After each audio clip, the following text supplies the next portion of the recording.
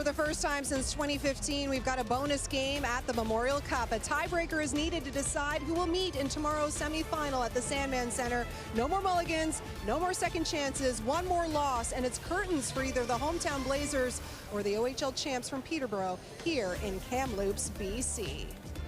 And with that, thanks for joining us here on the 103rd edition of the Memorial Cup presented by Kia. I'm Laura Dyken, joined alongside Cheryl Pounder and Craig Button, and it doesn't get much bigger than this. Win or go home time at the Memorial Cup. The last time these teams met in the round robin, it was a 10-2 drubbing at the hands of the Blazers. Kamloops hoping for a repeat performance here tonight, while the Peterborough Petes are looking to exact a little measure of revenge, which brings us to the road to the Memorial Cup now, presented by Kia, the official automotive partner of the Canadian Hockey League. Kia, movement that inspires. Two teams' Memorial Cup dreams are on the line tonight, a do-or-die game to make it to Friday's semifinal. The Petes are coming off a big victory over the Remparts, which forced the first Memorial Cup tiebreak in 8 years, while the Blazers are hoping for a quick reset after last night's loss to the rival Thunderbirds. So who will book their spot to face Seattle in Friday's semifinal? It all comes down to this.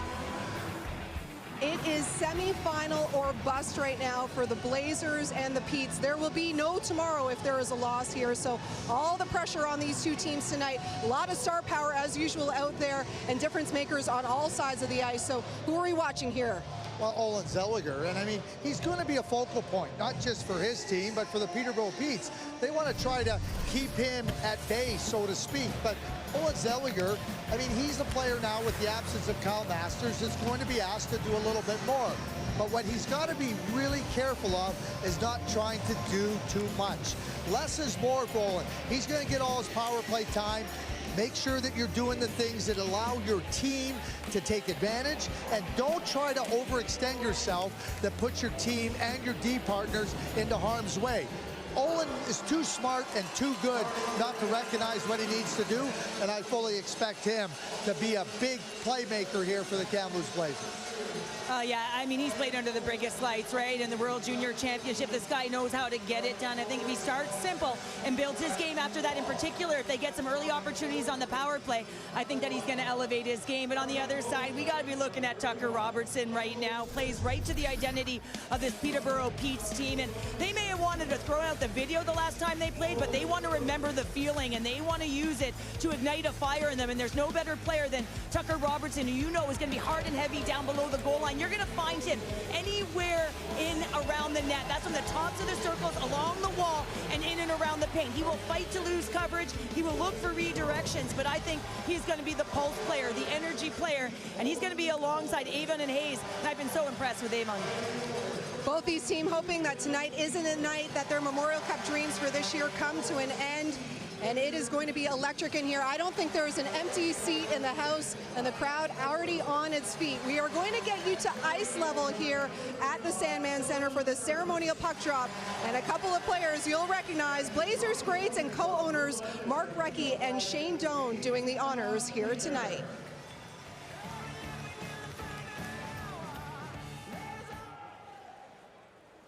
Nous vous demandons de nous joindre pour accueillir quelques invités spéciaux sur la patinoire. Hockey fans, please welcome tonight's special guests. Our first guest is an NHL Hall of Famer, a three-time Stanley Cup champion, a former Blazer, now a co-owner of the Blazers. Please welcome Mark Recchi. Un membre du temple de la renommée de hockey et triple champion de la Coupe Stanley et copropriétaire de vos Blazers, veuillez accueillir Mark Recchi. Also here tonight is an NHL All-Star recognized by his peers for leadership. He's a two-time Memorial Cup champion and the 1995 Memorial Cup MVP for the Blazers. He's also a co-owner of the hockey club. Please welcome Shane Doan.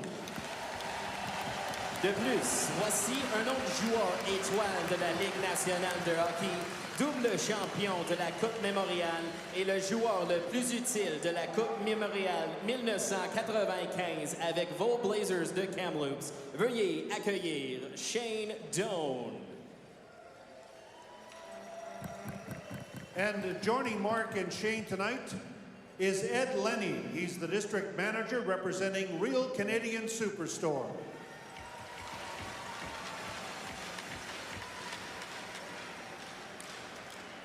And would Pete's captain Sean Spearing and Blazers captain Logan Stankoven please come to center ice for tonight's ceremonial puck drop.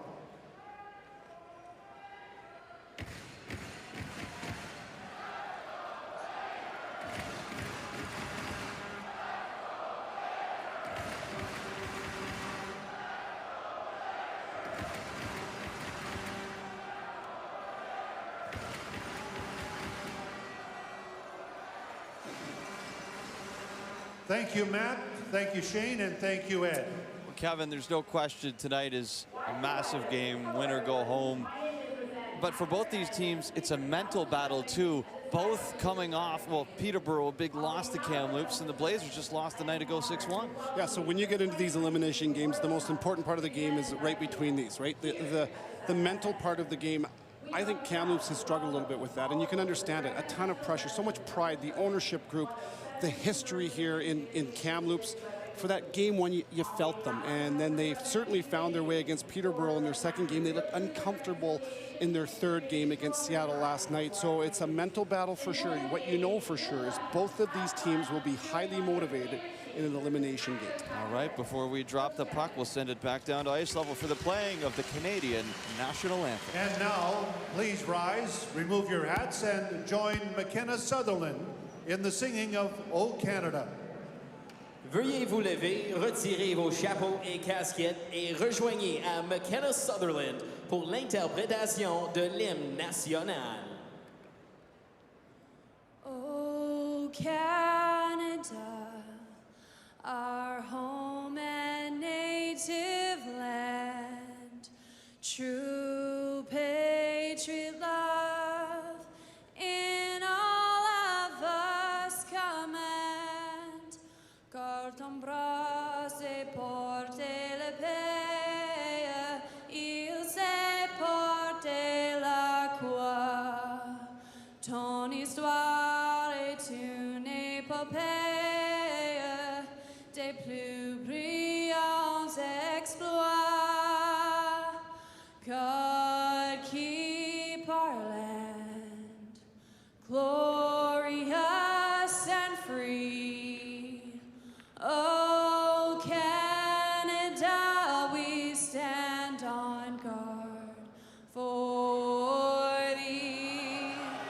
Oh, Canada, we stand on guard for thee.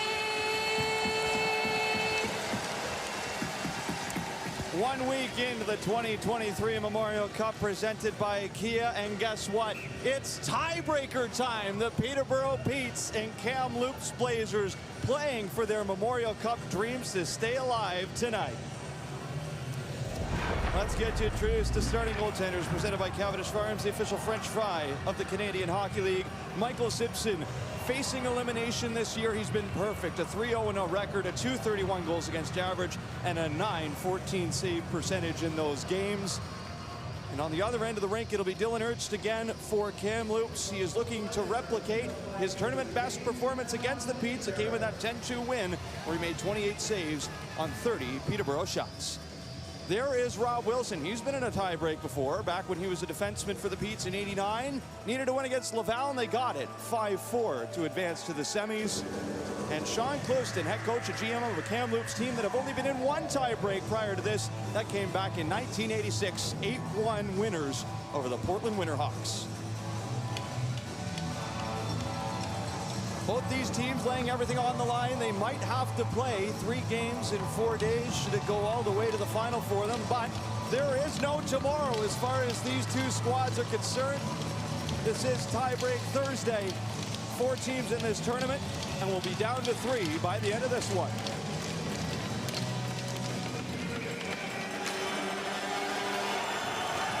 Zellweger off the draw, back to Logan Barrows. And Fraser Minton tips it in. Minton starting out there with Ryan Hofer and Dalen Kiefler. Big power forward line. There's Olin Zellweger. Smooth skating defenseman tried to center it. Taken away by Lockhart. Lays it to the line. Barrels back to the corner and off the boards for Maye. Off the glass and out. Barrels turning around for Zellweger. Lays it back out through center where Connor Smith reels it in for the Petes. Banks it off the boards, and it ends up going right to Avery Hayes. He fires a shot. Second Memorial Cup for Avery Hayes, and he has scored in every single round-robin contest he's played in with either the Hamilton Bulldogs or Peterborough Petes. As Ryan Michael directs this one in for Donovan McCoy. Pass cross ice for Smith, then back out to center again. Off the glass, McCoy. Carries around the net, looking ahead for J.R. Avon. That one's just past him for our first stoppage of play. Countdown time now for the Red Rivers Tips to Win. Well, it's always about the details, and it's tight details for the Peterborough Petes. Emphasis on the D. It's the defensive part of the details that make this team who they are. They're so patient. They are so hard to penetrate defensively. That's going to be a huge part, a huge tip for the Peterborough Petes. And connected speed for Kamloops. I think when they simplify it, that they get faster. I think they just have to be connected but play with a ton of speed. Get on the forecheck. Back to the last game, the 10-2 routing against this Peterborough Petes team. They were simple-minded, one-minded, and they were fast. After review, the officials have decided it was not an icing, so they brought it to center. Peterborough was allowed to change. And now they'll properly ice it for the first icing of the contest. Notice the first shift for Kamloops. It was the shift they wanted and needed from that big line that Craig Button highlighted in the open. They chipped the puck immediately, and they had two forwards on the body. It was Kiefler and Hofer on the body, so they finish a couple of checks early. They get the puck on the wall. You get that first touch, that first hit, it settles you down. Everybody on the bench is watching, and it just builds a little step in the right direction for momentum. Off the face-off, Kiefler trying to jam it towards Simpson. Comes back through center past Nolan Zellweger. Avery Hayes in pursuit of it. Right to the corner. Zellweger takes it away. Wheeling up ice. Nolan Zellweger through center. Dishes off. Kiefler's shot. That's off the mark. And around, Kiefler takes it away from Hoffman. Bouncing to center. Ryan Michael off the boards and in. And now Brian Zanetti shuffles it back for Cam Govreau. Gave it away to Minton. And Ryan Michael now at the line. Off to Minton. The side of the net. Where is it? Michael Simpson's got it from behind the back. Bit of an abracadabra, and there it is. He's got the puck for the whistle. Wow, that's a real good save, desperation save. And Hofer in and around the net. Not a big surprise there. Minton to the net. Hofer, it actually hits him on route and down on one. He looked at that. Are you kidding? What a great view behind the back glove. Look at the angle from the goal line, and Simpson. Wow. They took a quick little review of that, but we're going to drop the puck here, but it was awfully close, but doesn't go past the line. Bit of wizardry from Michael Simpson to start off the night. Unreal. As Dylan Ernst plays it around the boards, Caden Bankier run into. Jacques Dubois sends it wide of the net. Semenoff could clear the zone. Chopped in off a Blazer. Logan Stankoven back out to center. Held pointless in his last game. Looks to direct it toward the net. Stankoven does have a 5-point game in this Memorial Cup. That was a goal and 4 assists against the Peterborough Petes. As Dylan Ernst wanted to keep it moving, but the play is whistled down. Well, Olin Zellweger last game would be a game he'd like to forget. He was -4. Look at what he can do with his feet. He pulls Hayes to one side. He allows him to go through. He does the old red carpet, and then he gets up the ice. So he avoids a check, and it's not trying to avoid the check because you don't want to get hit. I think that he's taking the momentum from his opposition and using it against them. So he dodges that hit. He gets the puck, and he transports that 200 feet up the ice. He's so crafty with his decisions. He's evasive, and here he goes again. Zellweger crossing the line. Avon direction to the boards. Maye pushes it around. Gavin White is there. He's checked. Robertson offed it into center. Zellweger looking ahead. Tipped in by Levis. White pushed to the boards by Sidor. Avery Hayes up the wing. Brandwood claps it in. Both teams will change. Handled by Tucker Robertson. Off to Gavin White. In off the stick of Avon. No icing. Now, Peterborough struggling to get clean exits, aren't they? A good neutral zone so far from Kamloops. There's nowhere to go with it. 2 breakouts, and they pop them right back into the zone. Razor Minton along the boards. Back to the line. Shot for Brandwood. Stopped by Simpson. Now Donovan McCoy off to Brennan Othman. Center. Shot it in around for Stillman. Ernst returning to his crease. Chase Stillman takes it off the end boards. Back to the line. McCoy found on the shot.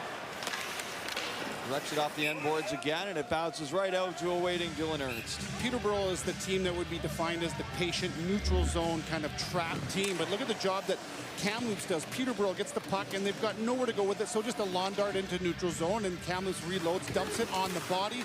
Peterborough recovers it again, and there's just nowhere. Look at the back pressure. There's no outlets, and boom, right back in. Get it? Reload, get back on the forecheck. You do that over time, and you're going to wear out your opponents. It's a really good job between the blue lines from the men in blue. Zellweger plays it back for Brunick. And now Caden Bankier through center ice. Bankier hanging on, dropped it back. Stankoven to Zellweger. Zellweger carries the shot wide. Back around the boards it comes. Lassen into the penalty box. And it looks like Connor Lockhart escapes the 2-minute delay of game. Well, there's been a total of 11 tiebreakers in the Memorial Cup and 4 between the Western Hockey League and the Ontario Hockey League. This being the 5th one. You look back to 2001, Regina, Ottawa. The latest being London over Saskatoon back in 2013. Well, now they are calling this delay a game, and Connor Lockhart's argument went off the glass and out. I thought he was right here. Did go off the glass. Have another look.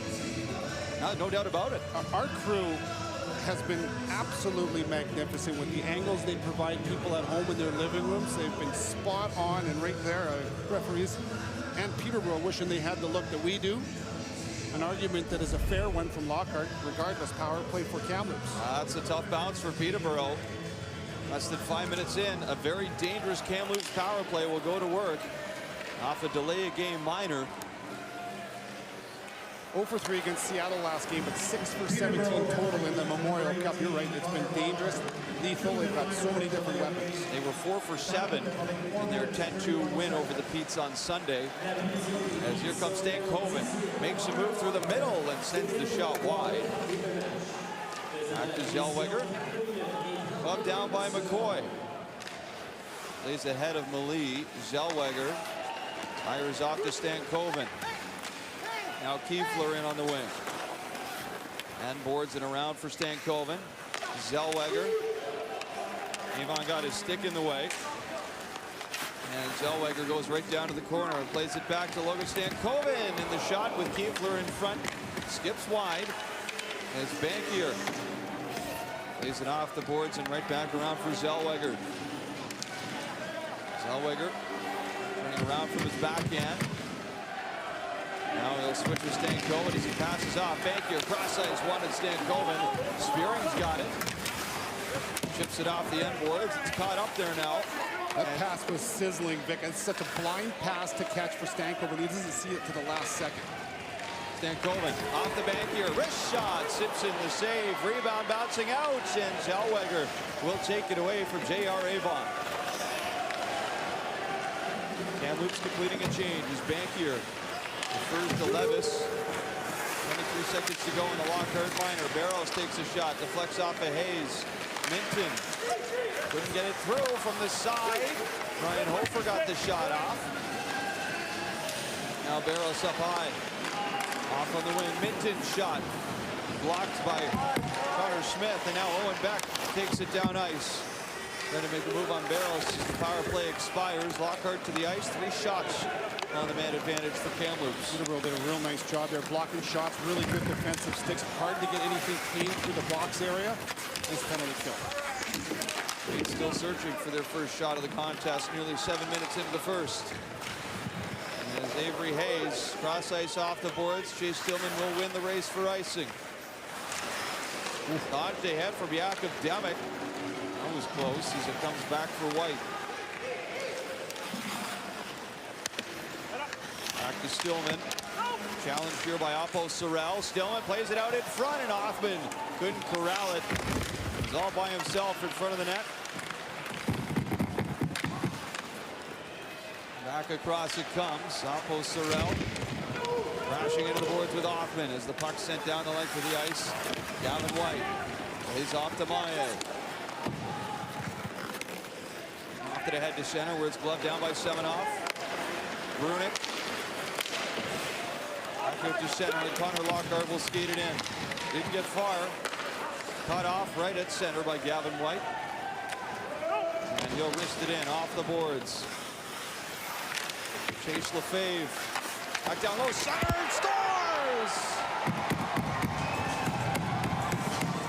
Out of the box and on the board first for the Peterborough Petes. Connor Lockhart opens up the scoring in the tiebreaker.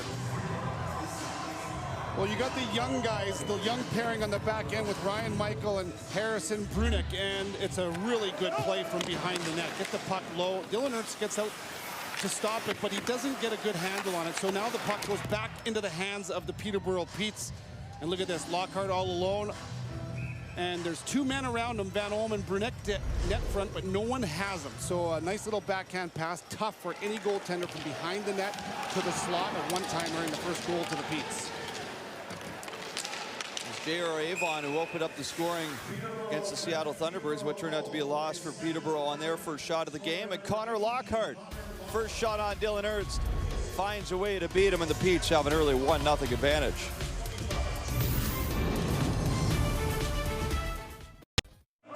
The Top Prospect Scouting Report is brought to you by Kubota, the official tractor and compact equipment partner of the Canadian Hockey League, as we hand it over to TSN Director of Scouting, Craig Button. And the focus is on Olen Zellweger, and the vision, the deceptive play, the way he manipulates opponents. His puck play is outstanding.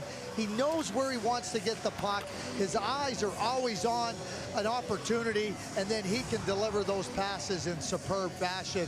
That's your Kubota Scouting Report. Just named today is CHL first team All-Star defenseman, along with Logan Stankoven on that first All-Star team as well. Thomas Milic is the first team All-Star goaltender.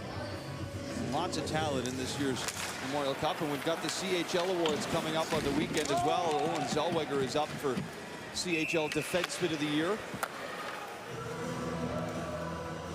Back to that, the goal, and there was a couple of breakdowns. The first one was Dylan Ernst goes out on a rim puck, and you're thinking that your goaltender is going to stop this. So he goes out to play it.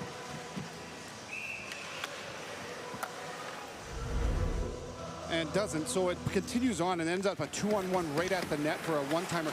One chance in this game. You look at the shots are 6-1 for Kamloops, and an opportunistic team, a patient team in the Petes. Minton off the bar, and it stays out. Wild bounce in the Petes crease. And the puck is hastily cleared for icing. Boy, it looked like it popped in and out of the net, but it was off the crossbar, I think.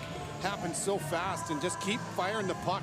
A roller, and it changes direction. Oh boy, look at that. Simpson going to his left, and it goes off of McCoy, right off of his foot, off the post, and look at that. It walks the line, the old Johnny Cash, and out. Right off the face-off, comes back to Logan Stankoven, trying to rip that shot through traffic. Jacques Dubois out to center. Connor Lockhart elevates that off the glass and in. Caden Bankier in the corner. The open far side corner. Stankoven passes around for Michael. Bankier chips it in. Maia to play it. With the conversion out by Semenov. That forced the turnover as Stankoven's shot was off the leg of Sean Spearing. Shot blocking specialist comes up with another for the Petes. And Zellweger will orchestrate the breakout from his own end. Off the boards, missed Levis. There will be no icing though. As Spearing taps it back to Maia. Now Avery Hayes colliding with Demick. Around for Simpson. Fired off the boards again. Nice hit along the far side by Jakub Demick. Finishing his check on Cam Gauvreau as Zellweger right in fires a shot on Simpson, who hangs on. Really like what Rob Wilson said to us, the head coach of the Peterborough Petes this morning. When he talked to his group before last game, it was, do we just want to be participants in this game, or do we want to come and compete? Like, they've gone through so much adversity. They've truly been the underdog throughout the course of the regular season, of course, in the playoffs and getting here. And it says all of that for this. And he was trying to be positive, and he was. His team grabbed onto that, and he said, we owe these guys a game. It wasn't 8 minutes into the second period. They were down 7-0 last game against the Kamloops Blazers, so they've reset. A much better outing against Quebec, and here they get their first goal against Kamloops. Here's Gauvreau, glassing out. Bouncing down ice, Stillman into the boards with Michael. Edward up the wing, cut off by Othman. Stillman. Off the boards, back to Zanetti. Gauvreau. The corner again. Othman shutting the doors, Ernst. Stillman. Pushed along the boards by Michael. Minton colliding with Brennan Othman as Ryan Hofer, meanwhile, skates it through down the left wing. Gauvreau plays it back up along the boards. Sorrell knocked into it, but Brennan Othman has been throwing his weight around early tonight. And there's Connor Lockhart, the goal scorer, to center. Shoots that one up high on Dylan Ernst. Harrison Brunick wheeling around. Boards and out to center again for Bankier. Petes will take it away. Jonathan Malee. Off to Lockhart on the right wing. Lockhart shoots again. Rebound for Malee, and it's sent right through Ernst and off the end boards. Smith back across from McCoy. Another shot. 5-0 save. Centered again, and Bankier's on it for Kamloops. All of that happened because of a mismanaged puck on entry from Kamloops. They give it up on entry in the zone, the Pete's defensive zone, and it almost ends up in the back of their net. Now Zellweger trying to drag it through. Comes back to Barros. Off to Levis. Shot, scores! The captain, Logan Stankoven. And the game is tied at 1.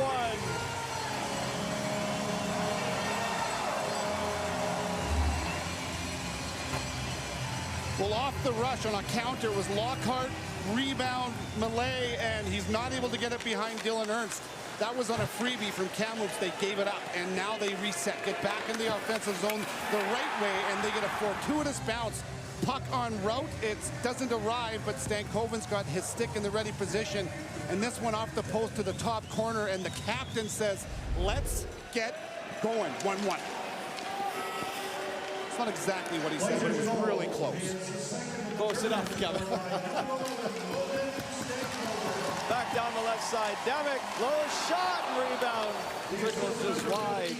Crowd's into it now, aren't they? Barrows from the line. Rolling around in front of Simpson. Van Olm, Levis, Demick. All three there for Kamloops as it comes out to the corner.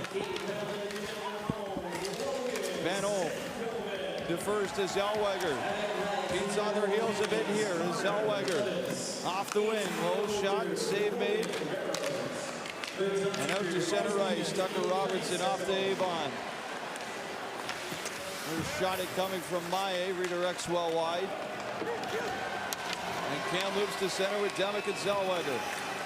Zellweger handling it through the slot. On his backhand. Lays it around for Kiefler. Blazers looking to complete a change as Kiefler goes to work with Othman along the boards. Kiefler trying to drive it out in front. They scrum for it at the side of the net. Finally, the whistle sounds. They're going to call a penalty here on Othman for a cross-check, I think. Oh, it's Stillman. Well, we'll sort out the penalty situation when we return. For the time being, we've got a 1-1 game.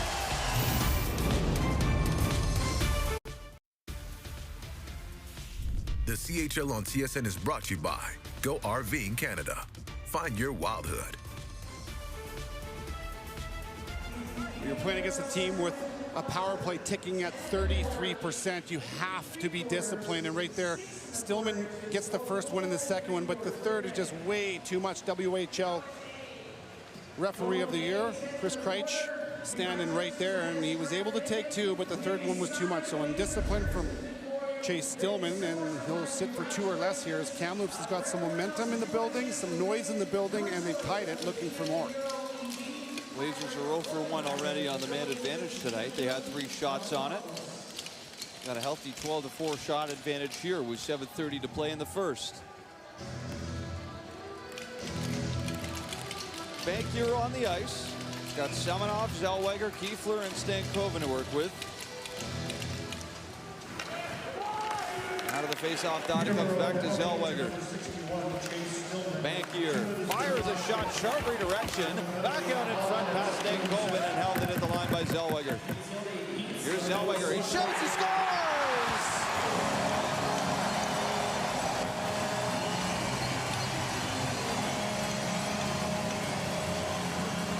Zellweger goes low on Simpson.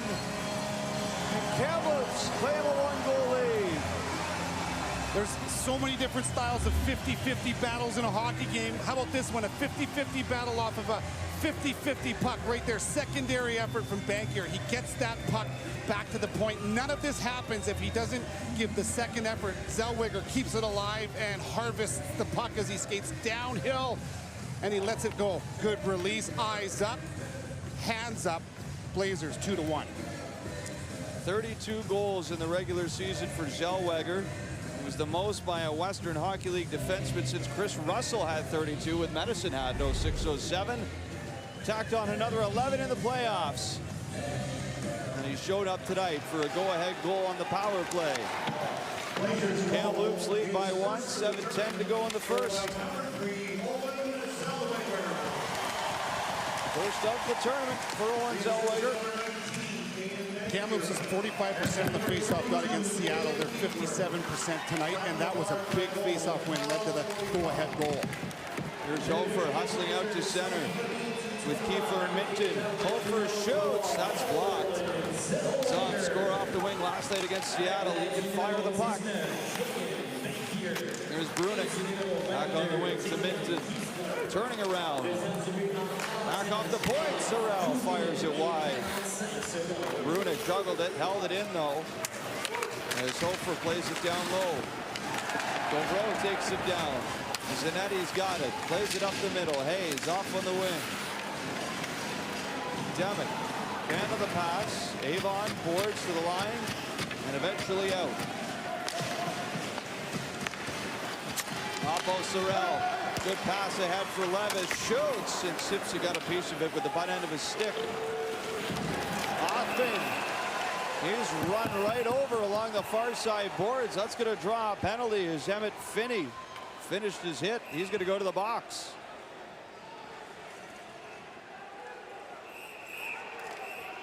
Well, special teams are factoring in early, and we talked about the emotions and the lack thereof for Chase Stillman. The 3 cross-checks cost him, and it ends up costing his team a goal, the go-ahead goal on the power play for Kamloops. And now it's Peterborough's turn to go on the power play for their first time in this contest. They get the game's opening goal. They give up 2, one of them on the power play. A little bit of emotion in this one. Will they even it up? The initial went to Kamloops. Gauvreau's in the box right now for the Petes. And there's another Blazer going to the box. Levis will take a seat beside Finney.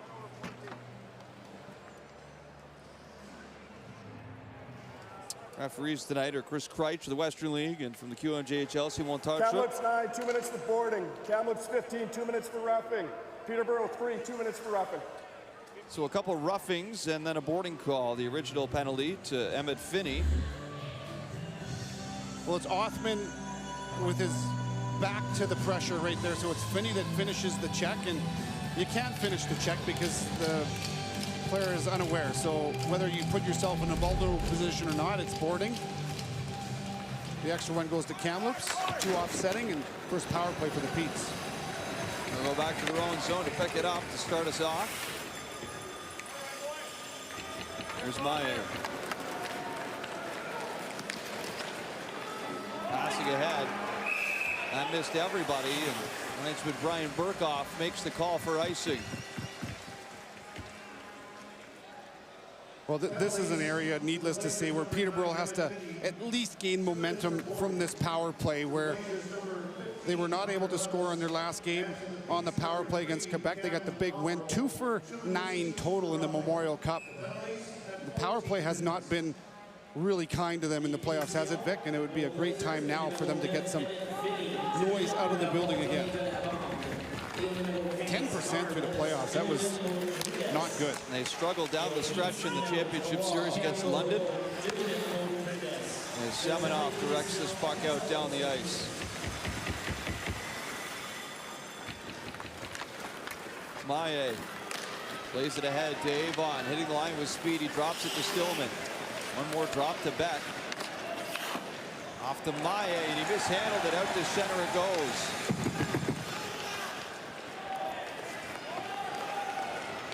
Avon changing with Hoffman, and it's given away. Here's Kiefler. Takes the shot back out to the front. Directed up ice by Stillman. Turning on the Jets. Minton stays with him. And Peterborough retrieve it at center. Robertson to Hoffman.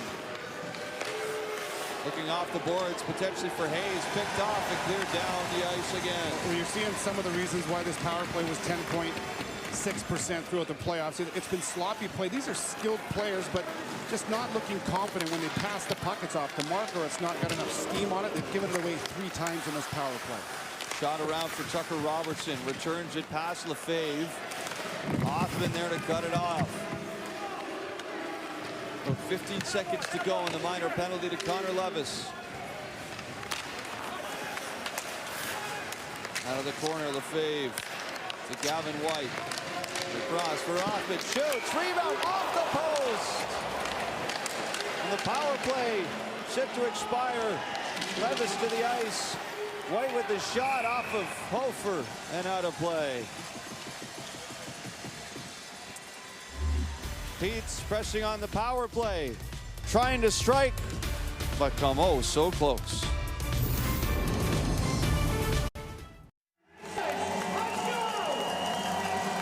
Well, you know I like to nerd out on gear a little bit, and the Kamloops Blazers used to rock one of the great but forgotten relics in hockey, full Cooperall pants. You got to take a look at these. They are beautiful, and more recently, the 2016 team paid tribute to them in throwback form. They wore them March 4th, 2016 versus the Kelowna Rockets. Won that game 3-2. I think they bring them back, Victor. Well, there's such a great tradition of hockey in this market, Kevin, and so many great stories with this organization going back to the days as the Junior Oilers. At one point, they were New Westminster Bruins. A lot of great names up there. All the players, coaches as well. All I can tell you is I can't tell you what I put my mom and dad through before they finally broke down and bought me a pair of Cooperalls back in the 80s. You still have them? Oh, no, but they're shredded, but it's all I wanted. Everybody did. They were so cool. This one's tipped in just wide of the net. Nothing like some vintage equipment, like the old school Jofa helmets for the throwback. Zellweger shoots it in around the boards. And the equipment's evolved significantly over the past few decades, hasn't it? The biggest would be the sticks for me, right? Like you look at the flex on them, how active they are. I don't even want to show you the stick that I used to use. I was telling you, you could jack a car up with it. Well, I heard that's what you were pretty much doing on the ice. Anyways, yeah. Let's look at this last power play for Peterborough, where it was leading to momentum for the penalty kill for Kamloops. And they look at that. Those are easy plays, right? Where, well, easy for me to say, but plays that should be made. And they were mismanaging the puck once, twice, and now the penalty kill is gaining momentum just because you're giving it up for free. Eventually, they were able to get one shot. It rung off the post, and Peterborough came that close to tying it. Back around the boards for Brunick. Swings it back down low. Hunter Smith protecting the puck away from Fraser Minton. And it floats across the ice. Avon hacking at it to the line, held in by Kiefler.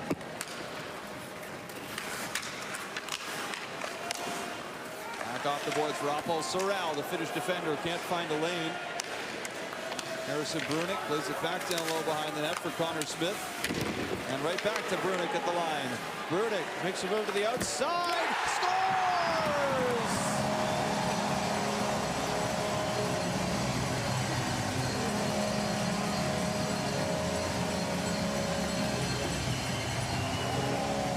Harrison Brunick, first goal since March the 15th, and it's 3-1 for Kamloops. Well, Brunick was on the ice for the first goal against when Peterborough put it in the back of that behind Ernst, and he makes up for it here. Look at that. Wow, deceptive little move as he stutter steps and double clutches right there. Cracked the wrist, cracked the ankle, and he doesn't have much to shoot at. He was born in South America, moved to Canada when he was 2 years old. Shoots it like a Canadian, doesn't he? That's a big one for the youngster. 3-1 Kamloops. Rangers minor hockey with the Calgary Royals. Before breaking in as a third-round pick of the Kamloops Blazers in the 2021 WHL draft. 4 goals in the regular season, none in the playoffs, but a pretty big one here in the tiebreak at the 2023 Memorial Cup presented by Kia. Round it comes for Ryan Zanetti. The Lockhart. Up along the boards, Zanetti. Lays it open for Jonathan Deline. Back to Zanetti, who's one of 4 Swiss-born players to ever win an OHL J. Ross Robertson Cup. And in it comes for Ethan Brandwood. Up for the Slovakian, Jakub Demek. Demek in on the left side, threading it ahead. Demek picks it up again, tries to center. Cut off by Chase Lefebvre. Now Lockhart skates it behind his netminder. Snaps the pass off the boards. Cut off by Zellweger. Back in over the line. Zellweger shoots off the outside of the net. Back behind the net, Zellweger. Some more contact from McCoy. Hunter Lockhart off his own man. Lockhart staying with it. Kicking it ahead and back into the capable hands of Logan Barros. Quickly sends it up for Zellweger, who's got Semenoff with it now. Semenoff back in, outside of the net. Passes over, stripped away, and a good look for Matthew Semenoff. Simpson had the 5-hole shut tight. Semenoff again. Dishes off. Stankoven carries it up the wing. Slips away from Beck. Beck ties him up. Stankoven plays it down low. Right past Bankier to Barros at the line. Gauvreau back up the far side boards. Beck has it. Racing ahead is Stillman. Off his stick blade. He'll get it along the end boards. One goes Zellweger. As Offman flips that right in. It was in and out of the glove of Dylan Ernst as he fought it off. And Dalen Kiefler down the left wing. Shoots, and this one rainbows off his stick and over the glass out of play. Just 15.4 seconds remaining in the first period of play. That means our first intermission show is right around the corner with Laura, Cheryl, and Craig. Some hot takes and debates as well coming up for the Bar Down Hockey crew. Been with us all week in Kamloops. I have to correct myself from earlier. I said that Craig Button was around a 3.6 in pickleball. I think he's much higher. He has to be because he beat me today. Oh. So he's got to be up around a 4, 4.5, something like that at least. So you've had the first-hand experience now. the Rafael Nadal of Kamloops, British Columbia this week. He may have put on a little bit of a clinic. Buzzer sounds And the Blazers were buzzing to finish the first period of play. Pete's got the first goal from Connor Lockhart, but 3 the other way from Stankoven, Zellweger, and Brunick have it 3-1 for Kamloops.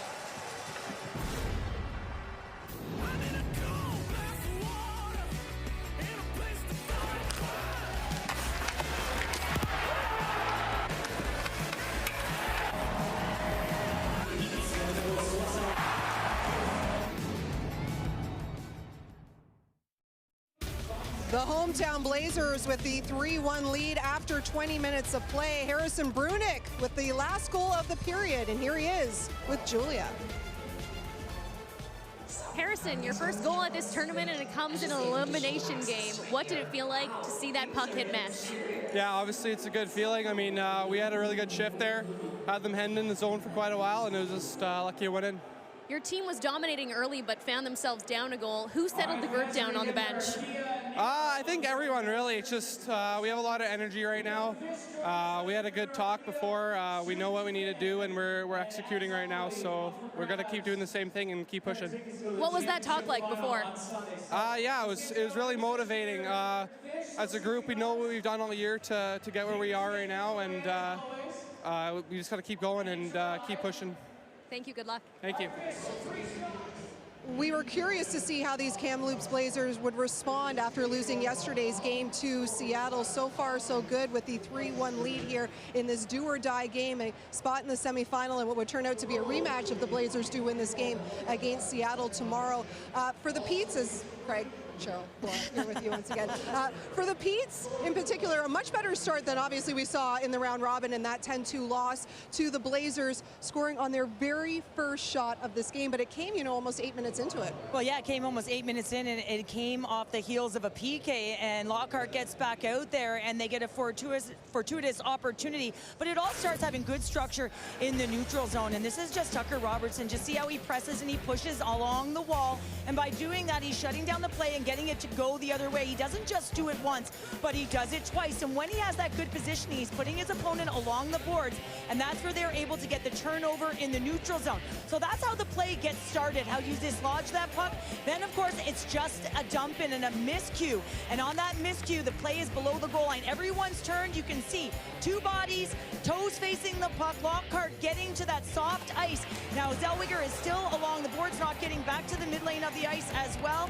And Lockhart, with good timing, just comes in and is able to bury that one. So 3 separate looks to be able to see that with the breakdown in the neutral zone, and then, of course, the rim, and then, of course, the soft spot, just recognizing that the toes had turned. But it didn't take long for the Blazers to respond. We go back to that opening game against Quebec. Logan Stankoven, 3 assists. He said he had more to give. He went and watched his shifts back, came back against this Pete's team, and had 5 points. Well, last game, held off the score sheet for the first time here at this Memorial Cup, and we were wondering what he was going to do for an encore, Cheryl. Well, you always know that when he's held off the score sheet, he's likely going to come back with a gusto because he plays with passion. You can see the energy in his game. He's just so talented, and it doesn't always have to look pretty, but the play is actually, they're going to get the entry, and is actually staying with the puck, getting up and finding a way as the coverage is all sagging to get that puck out, and you can just see it off right there, and he brings it high, and then look where he is. He's getting to the mid lane of the ice, and that's where it's a little bit fortuitous, but he gets his stick on it. It's a goal scorer's goal, but it's all about that in-tight space. All of a sudden, he recognizes everyone's caught low, so he bumps the puck out, and then he continues on towards the net, and again, lost in the coverage, just a quick release, and he's encouraging the crowd to get involved there. Yeah, so it's a fortuitous bounce. So now you're 1-1, there's nothing, Peterborough, just keep playing. But then right after that, a penalty by Chase Stillman. And, one of the things Rob Wilson has emphasized with his team is we're going to play to the whistles. And Chase Stillman gets in front of the net here, and he gets himself into all kinds of trouble. And it's the cross-check that creates the problem. And it's 1, 2, and then a third one, and now he goes off the ice. And, that's a penalty now. Now you got to kill it. The power play is lethal for the Kamloops Blazers. And sure enough, Zellweger across the blue line, then steps right in and snaps it. And that's just a glimpse of what Olin Zellweger is capable of doing. And this is a shout out for Glenn Cochran, a longtime scout with the Anaheim Ducks. a longtime former NHL player. He's going for a bone marrow transplant to Vancouver, but you know, the scouting community, the hockey community is thinking about you, Glenn. I know how proud you are, how hard you work in the rinks, and when you see your players have so much promise like Olin Zellweger, you know, it's a great thing for you to see. We're all thinking about you in your return to health and return to the rinks. Absolutely. And for Zellweger, you know, he's a -4 last game, one of his worst games as a Blazer. Talk about your redemption story and your bounce back here as well. Well, Michael Simpson, the OHL playoff MVP, has been under siege in that first period. 15 shots he faced, but it was, you know, 2 minutes into this game, and we saw perhaps the save of the Memorial Cup. Well, if there's a better one, please show me. It's pretty special, and you know, when you think about where he is in the net, I mean, we talk about the game, it's a game of inches. Well, I mean, this play comes in, and then Ryan Hofer just throws it, and it's almost instinctive that Michael Simpson throws that glove behind him, and we're going to get a better look at this. It's really special when you see Hofer going down, he sees the puck, swats at it, and there comes the glove. Yeah. I mean, I don't know if you could do that again, but all I know is let's tip our cap to Michael Simpson. Let's applaud him. He made some really good saves in that period. Obviously, the first goal, no chance. Zellweger zips one. But Michael Simpson, you know, under siege in that period, performed very admirably. Toronto Blue Jays could come calling for that. You know, the only person that wasn't happy about that, Ryan Hofer. He thought he had scored the first goal of this game. So it stands 3-1 in this do-or-die game with a spot in the semifinal up for grabs and a date with the Seattle Thunderbirds tomorrow. And when our intermission continues, the Bar Down crew has been asking the important questions at this Memorial Cup. Up next is more hockey debates with some of the players here in Kamloops. All right, tennis fans, Roland Garros coverage continues tomorrow as the world's biggest tennis stars hit the clay courts for more early round action. Speaking of early, it gets underway very early, 5 a.m. Eastern, 2 a.m. Pacific, only on TSN. Well, the Bar Down crew has been putting out great content all Memorial Cup long, and they're at it again. It's more hockey debates with the gang here in Kamloops. Hey, my name is Connor Lockhart, and I play for the Peterborough Petes. I'm Reed Schaefer. I play for the Seattle Thunderbirds. My name is Fraser Minton, forward for the Kamloops Blazers. Today I'm going to be settling some hockey debates. Man, now I'm thinking about it. I've always been a top to bottom guy. I go top to bottom. I think it's just easier for me. I'd say I go top to bottom. I go top to bottom, but I usually leave like the first one undone. Top down. Top down, yeah, it just feels better. Yeah, I'd say top to bottom. I think most guys do that. I go top to bottom. I leave the top one until I do it all the way down, and then I'll do up the top one and put my tie on. I think I go top to bottom. I start with the second to the top and then go down. I don't really know why, but yeah, that's just always how I've done it. I go top to bottom. I think it's just easier straight up the top and just go and probably leave the last one undone, just tuck it into the pants. Yeah, I don't like that because then like it always comes out of the shirt, I find, when you do that. Bottom to top. Bottom to top. Oh, I think I'm bottom to top. I get in the suit and I take the top two off and I just take it off like that and I just leave it so it's easier to get back on after the game. See, I'm weird. I go middle to top and then do the bottom. Oh, okay. Yeah, it's weird. You've just always done that? Yeah, I don't know why. It just happens. Ooh, probably high glove. High glove every day. Probably high glove. Like to shoot high. Michelli trying to skate in, played in tight, and they score. Definitely high glove. I like to kind of pull and drag and go high glove. Probably high glove. High glove. You know, you gotta make it look good. Probably high glove. Yeah, I think it's a bit flashier, and yeah, I just tend to go there more. Yeah, everyone likes to shoot high, so it's nice if it goes in. The back short-handed. Logan Stankoven in alone. He shoots. He scores. Probably low blocker. Okay, you're the first one that said low blocker. Really? Ever since I got to Peterborough at the trade deadline, my coach has been on me about missing the net high, so I don't shoot high too often anymore. Through center. Here's back. Full steam ahead. More of a low net kind of area guy, so I'd say low blocker. You and Owen are the only two that have said low blocker. Oh, Becker said low? Yeah. No chance. He's been missing the net high, and the coach has been getting on him, so he's been going low blocker. No, if you look at Becker's tape, it's always high. High and wide. Again, I can't really do either, but low blocker. Low blocker. I like blocker side more as a lefty. High glove all day. Yeah. Fraser had a bad answer with low blocker. Got to be bar down, high glove. Yeah. The big names getting it done for the Blazers there in that opening period. Logan Stankoven and Olin Zellweger, two of your goal scorers, as Kamloops up 2 heading into the second period.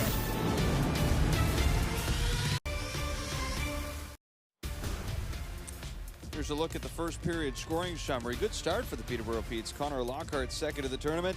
Then 1, 2, 3 unanswered for Kamloops. Logan Stankoven, Olin Zellweger, the big stars. Then Harrison Burnett with a beauty for his first of the tournament. Kevin, Kamloops probably not going to be too thrilled with their start. They did give up the first goal on the first shot, but they'll love the way they finished that period. Yeah, there was a definitive momentum swing for sure. Kamloops started pretty good and not a whole lot of offensive zone time for Peterborough, but a breakdown defensively and a really nice little tuck pass into the slot area. So Peterborough scores first, and it was dangerously close to being 2-0. Look at the sloppy entry from Kamloops. They give the puck up for free, and in transition, Lockhart shot, rebound. Boy, that would have been a game changer. 2-0. Instead, it's the Stankoven line that comes back in the same very ship. It wasn't an easy entry for them, but eventually they get the puck. A bounce goes their way, and Stankoven with the quick release. 1-1, and then this happens. 3 cross checks. Stillman knows better than that, and he'll probably be beating himself up a little bit. He takes a penalty that should never have been. 50-50 battle off of a face-off. Well, and you know the rest. Zellweger puts this one home. Now the building's charged. Now there's energy. The crowd's up on their feet. They have a reason to cheer, and then they add a third one. I think that penalty from Stillman was a turning point. Peterborough was looking pretty good until that point. Kamloops has wrangled the momentum and up by 2 goals going into the second. And it was all sparked by Logan Stankoven. 5-on-5, his second goal of the tournament for Kamloops. Followed by Zellweger and Burnett. The Petes are down by 2 to start the second. As Minton and Jack Dubois face off at center ice. Here's Zellweger passing ahead for Minton. Keeps it along the far side boards, was angled off by Dubois. Girls right back around. Hofer falls to the ice. Barrow shot directed aside by Simpson. Zellweger meets Lee. And Barrows slips it ahead, missed everybody. This will go for an early icing against Kamloops. Shots 15-6 in favor of Kamloops in the first period. And like we showed you in that pack, it was the penalty where Kamloops took over. 12 different players had a shot at least on net. So they're getting a lot of help from their depth. Sean Kluster will be happy with that. Doing a good job managing his bench as well, isn't he? Added Ryan Michael into the lineup. He got a goal in his first game. He's a busy man, isn't he, Kevin? His head coach and GM, juggling a lot of balls there. Yeah, he was that way in Medicine Hat for years as well. That's a lot of responsibility. He talked to us about that, how he needs a good support cast, a good assistant general manager in Tim O'Donovan. And of course, having Don Hay on that bench doesn't hurt. Yeah, you can certainly delegate some tasks there, and you have to be pretty confident about it with that team. There's Tucker Robertson off the end boards. Connor Smith from McCoy up to Robertson. J.R. Avon coasting through center. Pass is off on the wing. Hayes can't get the shot through. Clicked ahead. Brian Zanetti settles down the puck here. He's pressured by Bankier's Semenoff, and it comes back to center where it's shoveled in by J.R. Avon. It will change. Stiff hit for Tucker Robertson behind the net on Brandwood. Hoffman trying to swirl it in. Stankoven off to Semenoff. He shoots off a foot. He got run over after the shot. Gloves are off. Stillman and Bankier. Big right hand from Chase Stillman. Connects again, and Bankier got rocked as he falls to the ice and gets back up under his own power. Stillman rocked him with that overhand right. And Semenoff, he's in pain going back to the locker room. Oh boy. What a dominant force from Stillman. The hit first, and it looked clean. You'll have to get another look at it. So Semenoff not feeling good. And then Stillman gets the jump on Bankier, who's coming in trying to be a good teammate. Right on the follow through. Doesn't look like there's any contact with the head. Stillman, a big tough customer. We talked about him in the open, and then there it is. He saw it coming. He got the jump. He wasn't waiting. Oh boy, eyes watering. Lefts, rights, boy. We talk about the shots from our crew. You're not going to get a better one. You can almost feel that punch from your couch. Stillman trying to get his team fired up after taking a penalty we showed you, and now he's trying to do his part to get momentum through some physicality. Kevin, after that 10-2 loss to Kamloops, it was Chase Stillman who called a players-only meeting. Yeah, leadership comes in many different forms, and that's not an easy thing to do when you're a teenager, right? To take command of a room, to stand up and talk about all the things that you need to do or see from your teammates. The first thing about that is you have to do it yourself. You have to have the confidence to be able to go out and deliver and then ask of it from your teammates. What he just did on that shift there, a big hit and then a fight, he stood up for himself. And you can tell you, those are the type of hits that can change momentum in a game. It's never easy seeing two key guys in your lineup off of your top line going off the ice and paying from one man. And all four officials right now converging in front of the scorers table, discussing what they saw. Seen two fights in this tournament, both of them involving Peterborough and Kamloops. The first one was Cam Govreau and Dalen Kiefler. Here are the calls. On the play, we have 61 Pete's, a major for charging, 5 minutes for fighting. Kamloops, 19, 2 for instigating, 5 for fighting, and a 10-minute misconduct. The major will be reviewed. Okay, so a lot to digest there. They've called it 5 for charging against Chase Stillman. They're going to get the tablet out, and referee Chris Kreitz is going to have a look. He's got 2 options here, rather 3 options. He can maintain this as a 5-minute major, reduce it to a 2, or completely eliminate it. So there's Semenoff following through with a shot from the middle of the ice. Here's Stillman going, okay, I want to stop the shot from happening. So the key for me here is, does he make contact with the head? Now, I'm no referee, but I don't see from those 2 angles a charge. There's possession, there's a hit, and I think that's legal, again, unless there's contact with the head. It's hard to ask a player to not make a hit, a legal hit, when someone else is threatening to score a goal. So they're reviewing the major. It'll be interesting to see if it'll be reduced to a minor. You never, ever want to see anybody get hurt. I don't believe Chase Stillman was going out there headhunting or trying to hurt anybody, and yet that is a really big hit, a heavy hit, and then a follow-up fight to boot. So Matthew Semenoff is back on the Kamloops bench. That's a good sign. There he is. Good ever. He had a 7-game goal streak snapped last game. 5 goals in 5 games to end the playoffs, and then started with 3 goals in his first 2 games in this tournament. Needless to say, a huge part of this top line for Kamloops. So Chris Kreitz consulting his fellow referee Simon Tartre. So what we know for sure is Semenoff had possession of the puck, and he's in motion, in process of shooting the puck. How far did Stillman come to make that hit? Did his feet stop, and was there head contact? The game happens awfully fast, and you want to make sure that the rules in place protect the players, number one. Sometimes there's heavy things that happen in the game that are unfortunate results. A 5-minute major call that's reviewed, and Chris Kreitz will give us the conclusion. After video review, there is no penalty on the hit, so we have a 2-minute minor for instigating on the clock for Kamloops. So the penalty is completely erased, at least on the charging for Stillman. He's still going to be in the box for the 5-minute major for fighting, and there will be a 2-minute instigator that comes with a 10-minute misconduct as well, assessed to Caden Bankier.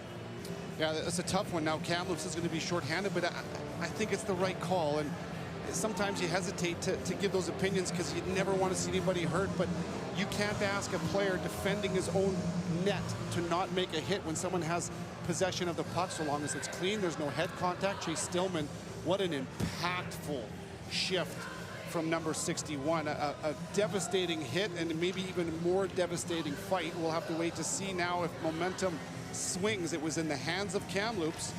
This place is dead in here a little bit. Can Peterborough use this to get themselves back into this game? Tucker Robertson will line up to take the face-off. Got off, but to his left. Lefebvre to his right. And his back, Gavin White at the line, and just to his left is Avery Hayes off the face-off. Chase Stillman probably knew that he needed to find a way to recover from taking that penalty. And you never want to point your finger at one player, but it was a penalty that he knows was undisciplined. So we'll see if that's a way that he can make it up to his team. Bouncing puck past Gavin White. He's got to race back to get it. Cleared around the boards for Avery Hayes. To the Blazers, number 19, Caden Bankier. 2 minutes for instigating, 5 minutes for fighting, and 10 minutes. Now Othman. Through center. Down the ice for Robertson. Back around for Chase Lefebvre. And Hayes just plays it right back out through the neutral zone where Gavin White will pick it up now.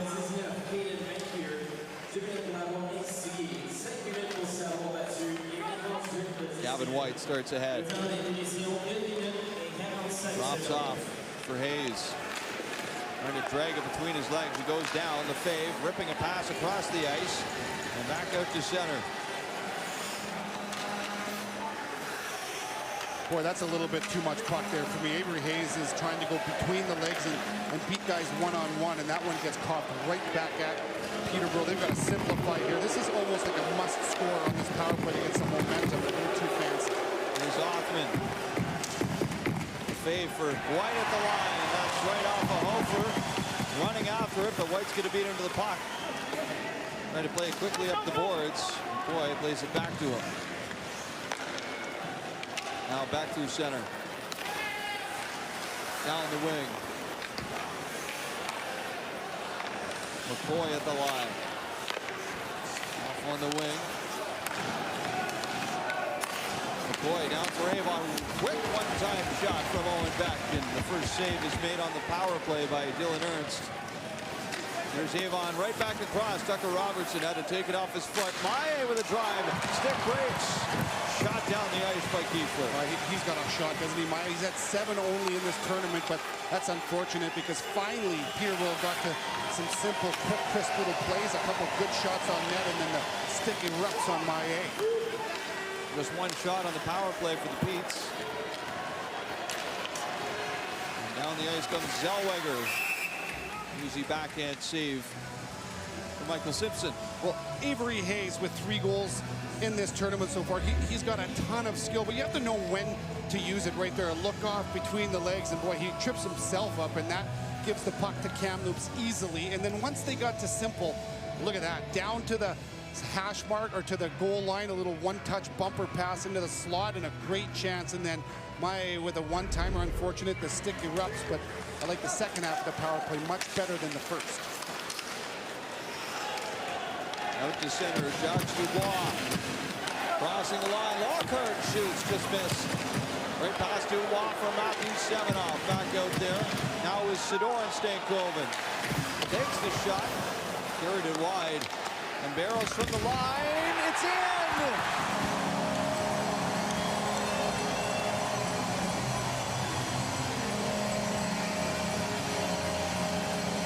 Simpson got a piece, but not enough. Trickles in. Kamloops lead by 3. Oh boy, this one is going to hurt. You have a power play after a really physical shift, down by 2 goals. You're hoping to get yourself back in it, and this little floater has some pixie dust on it from Barrows as it's waffling a little bit.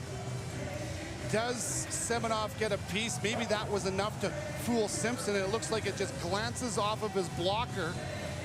Look at that, great shot again. No tip, I think it's just a fooled Simpson enough to kind of get that blocker up a little late, and 4-1. That was a floater that ended up on the board for Kamloops, 4-1.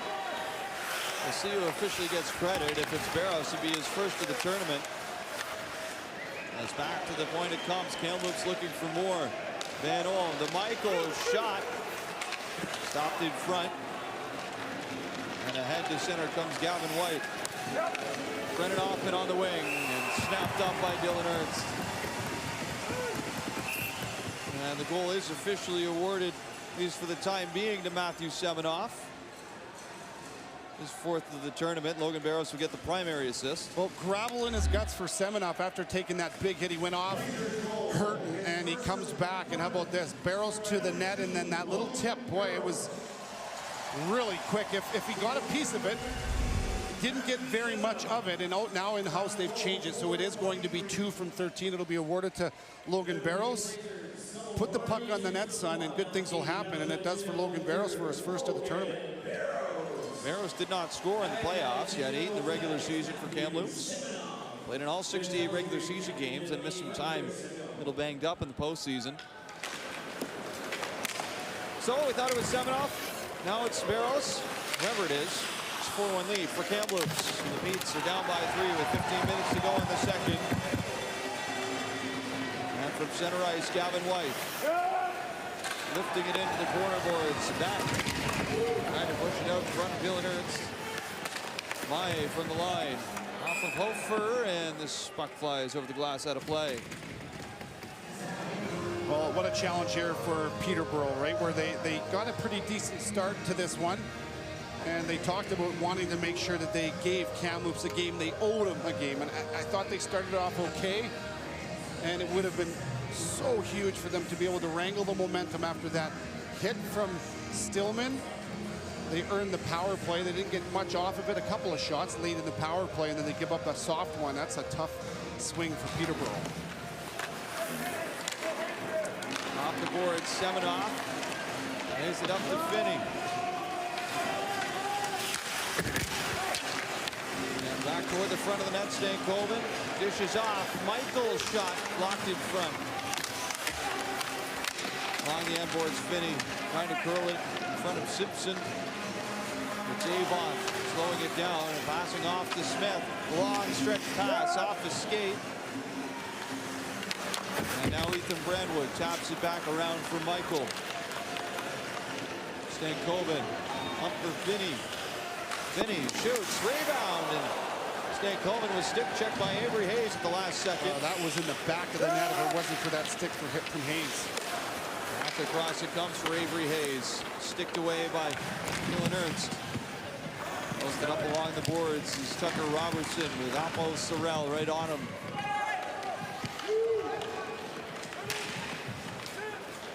And back it comes for Harrison Brunick. Now Demick. Finney dodging a hit from the lead. And Brian Zanetti deep into the zone. He gets into a bit of a pushing match here. Finney right in front of the Pete's bench. And it's Peterborough try and work it out of the corner. It is taken by Demick. Ahead for Dylan Sidor with Ashton Furster. Sidor in on Maie. Furster left it for Demick. Demick centers and got deflected off a skate. Simpson directed it aside as Zellweger skates it over. Button hooks back around. Didn't get the shot away. Weak one through the middle is gloved down by Maie. Sam Maie tried to make a move through the middle. Back into Peterborough territory. The puck is iced by Kamloops. Well, they scored 3 unanswered in the first. They've got the only goal here in the second, make it 4 unanswered. The Blazers are up 4-1.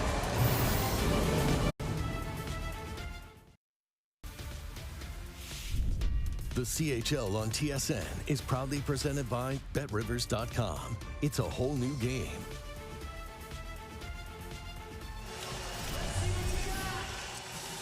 Matthew Semenoff, 31 goals in the regular season. Last time these two teams met a few days ago, 2 goals and an assist in that 10-2 routing from Matthew Semenoff. He's been excellent, a huge part of this club. Couple of goals, he lit the lamp twice, and then tonight an assist after a big hit. He's had a couple of been the recipient of a couple of big hits tonight. That was one of them. The other one, of course, from Chase Stillman that sent them off the ice. He comes out, gets an assist. Extremely impactful in both of these games. Semenoff, Coquitlam, BC native, product of the Burnaby Winter Club, where he played minor hockey. As Zellweger rushing in, shot off from Simpson high and out of play.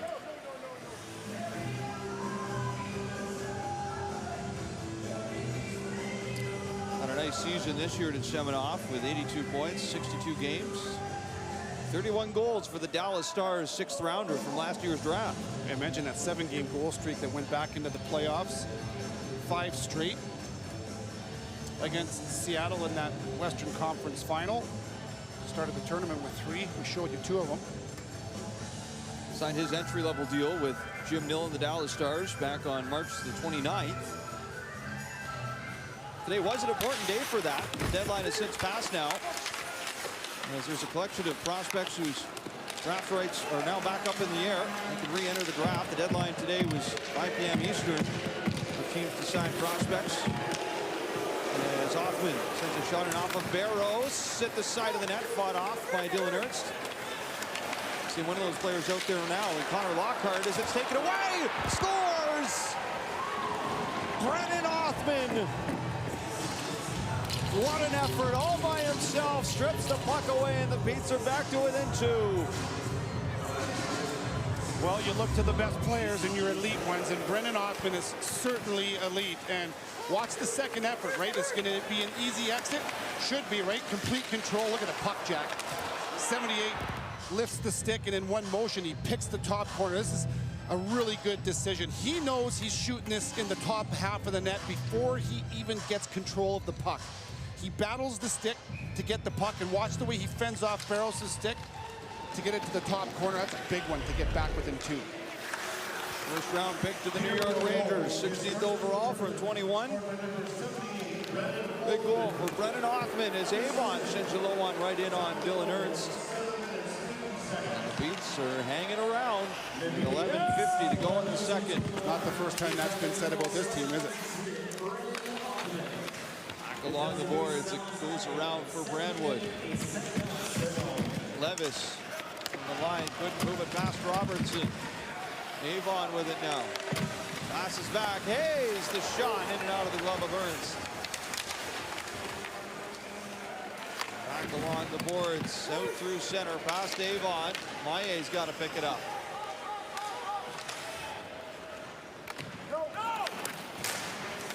Avery Hayes chopped at it. Maillet back at center, drifts it in.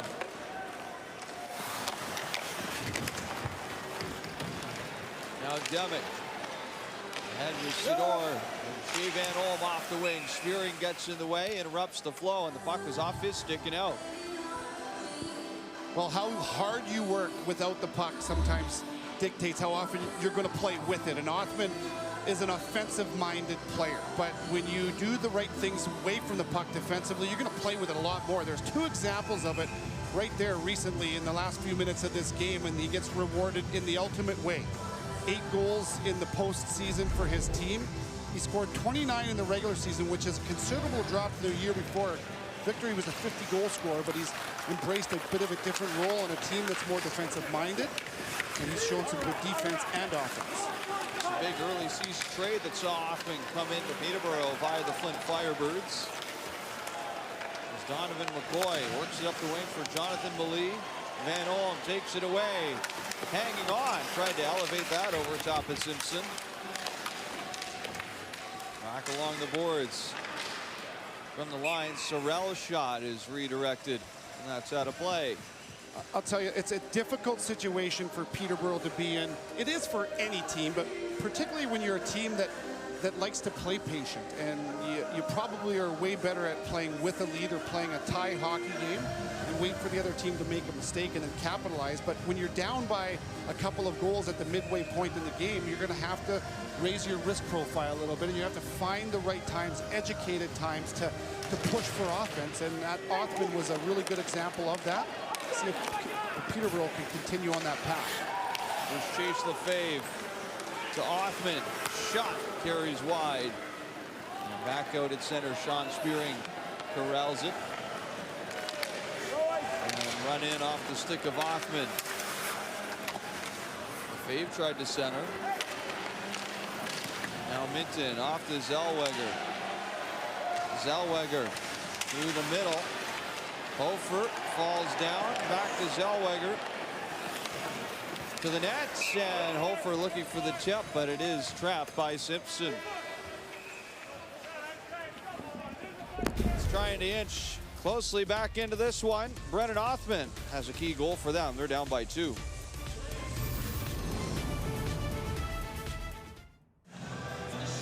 Well, we know how important athletic trainers are to junior hockey teams, and Tash Legacy has been with the Peterborough Petes since 2018, and she's a pretty big part of a couple players' pre-game routines.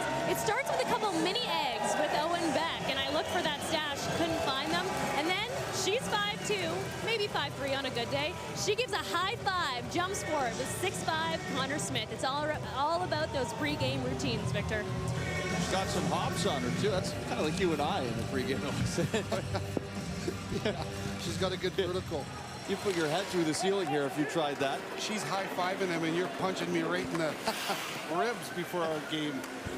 Whatever you got to do to get going, though, buddy, I get it. Oh, but just wait for the final, Kevin. We're going to go full 12 rounds.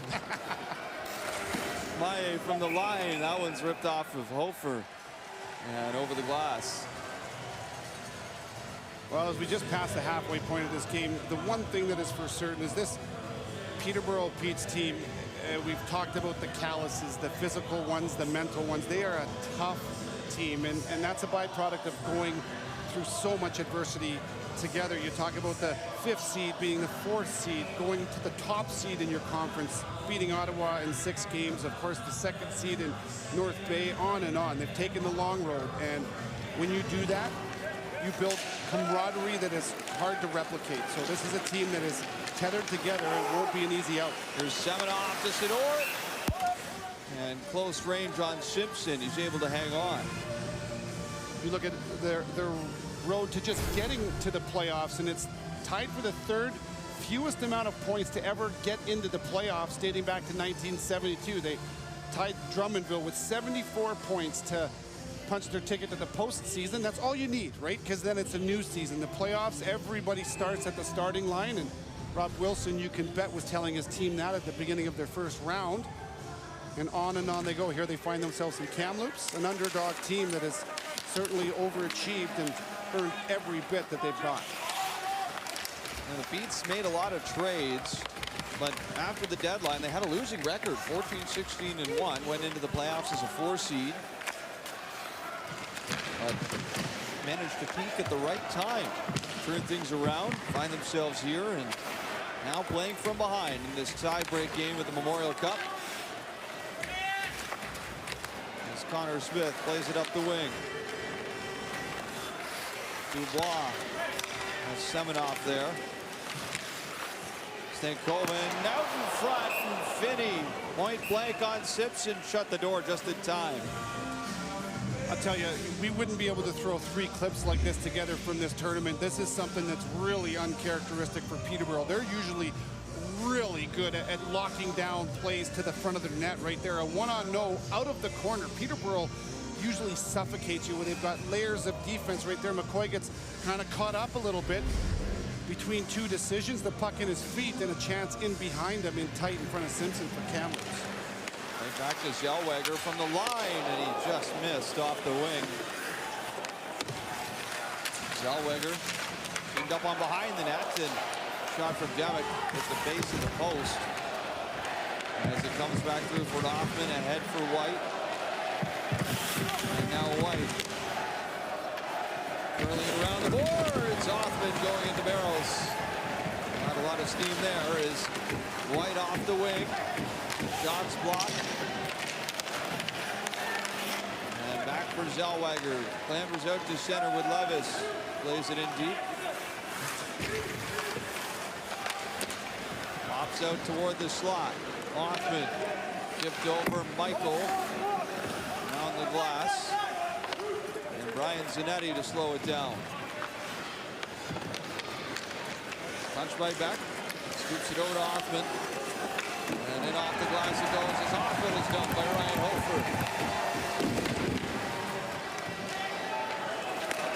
Brandwick rifles that off the skate. Hit Tucker Robertson. And it's Minton turning away from Hayes.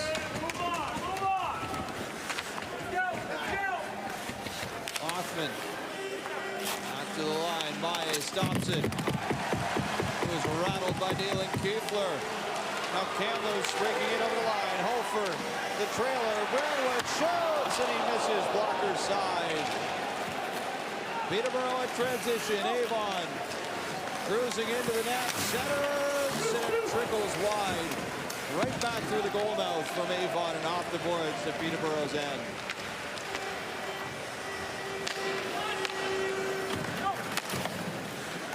Lockhart toward the net.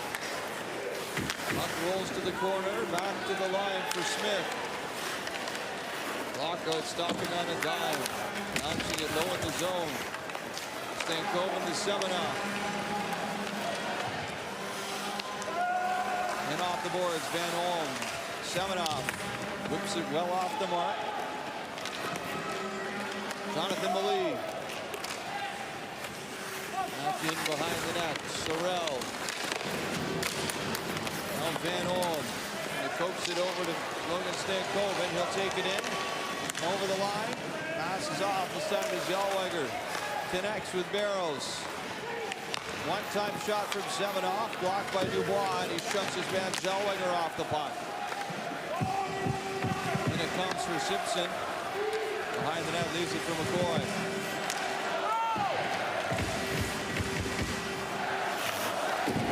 To the corner, Stillman with Zellweger. 5:45 to go in the second. Let's go Blazers chance. This capacity crowd at Sandman Center. Shot from the line, that skipped just wide. McCoy off the glass and around it comes. Back for Stillman. Into the slot, Hoffman blows the trigger. Ernst lost it. It was blocked by a Blazer. And Kamloops will clear it off the boards and out. And it will go for icing. Approaching the final 5 minutes, the second period of play. Kamloops still up 4-2. The CHL on TSN is brought to you by Go RVing Canada. Find your wildhood.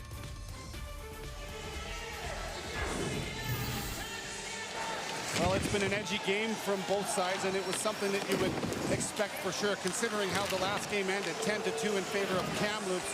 Both teams trying to impose their will. None bigger than the Stillman hit on Semenoff. He recovered. And this is the last shift. Hofer with a couple of big shifts.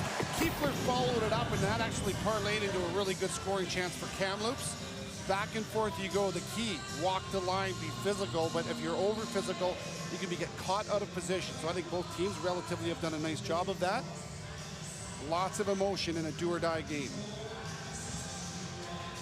As to be expected. With a packed house tonight at the Sandman Center, very pro-Blazers crowd, as you would anticipate.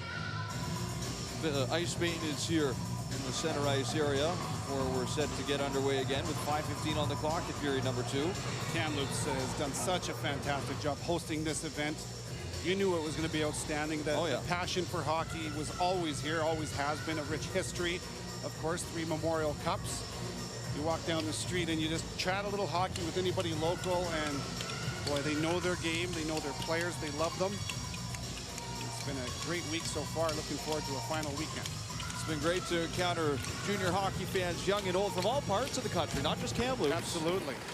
And folks traveling from all over Canada to come to this tournament and take in some of the best junior hockey you'll see all year long. As Tucker Robertson out of the corner. Very sharp angle, tried to move it out in front. Connor Levis has it now. Right back off the boards. Loop through center.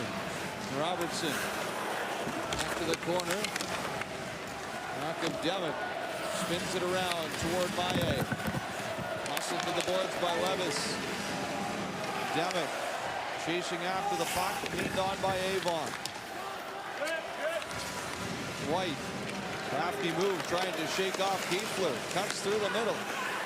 Gavin White tees it up, and a good shot from Avery Hayes. The former Bulldog teammates almost connect for a goal.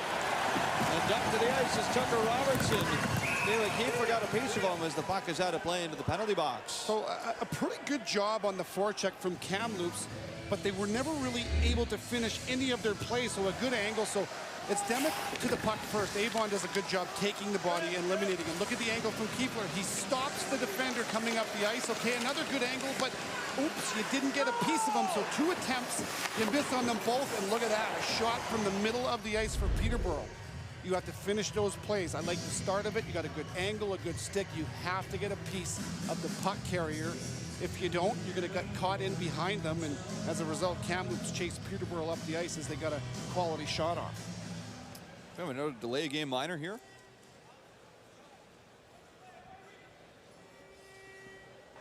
Kamloops penalty, 2 minutes, delay the game. So we do. Second one of the game. The first one went against Connor Lockhart in the Pete's and was clearly off the glass and out. This time it's Ola Zellweger who will sit. That's Caden Bankier. He's still serving his 10-minute misconduct for the fight. The sand wedge under it, under pressure from Zellweger, up and out. Get another angle from here. Hard to tell from there, but I think it might have hit the glass too, Kevin. I didn't get a good look at that. But that's a tougher one to tell, though. That's for sure. Well, also what's for sure is another big power play here. 0 for 2 so far. That might be the hockey gods evening things out a little bit, eh? Yeah, perhaps it could be. Yep. You said it, though, big power play, and the Pete's need to get it going. Just under 4 minutes on the clock.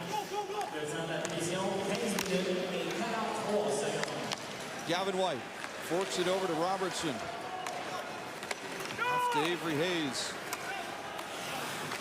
Brandwood off the boards. Kiefler, chance to shoot it down the ice, and he does just that. Peterborough really struggling to get clean entries with puck possession. You almost think they have to do a hard rim and pull everybody to one side. This little soft chip on the strong side is just giving the puck up. Here's Owen Beck. Stops on Sorrell, back to the line. White for Hayes. Avery Hayes turns back. White to Hayes. Back up high to White. Now Beck. Lays it up for White again. Gavin White off on the wing. Brennan Hoffman hangs on. Gavin White with it. Now Hayes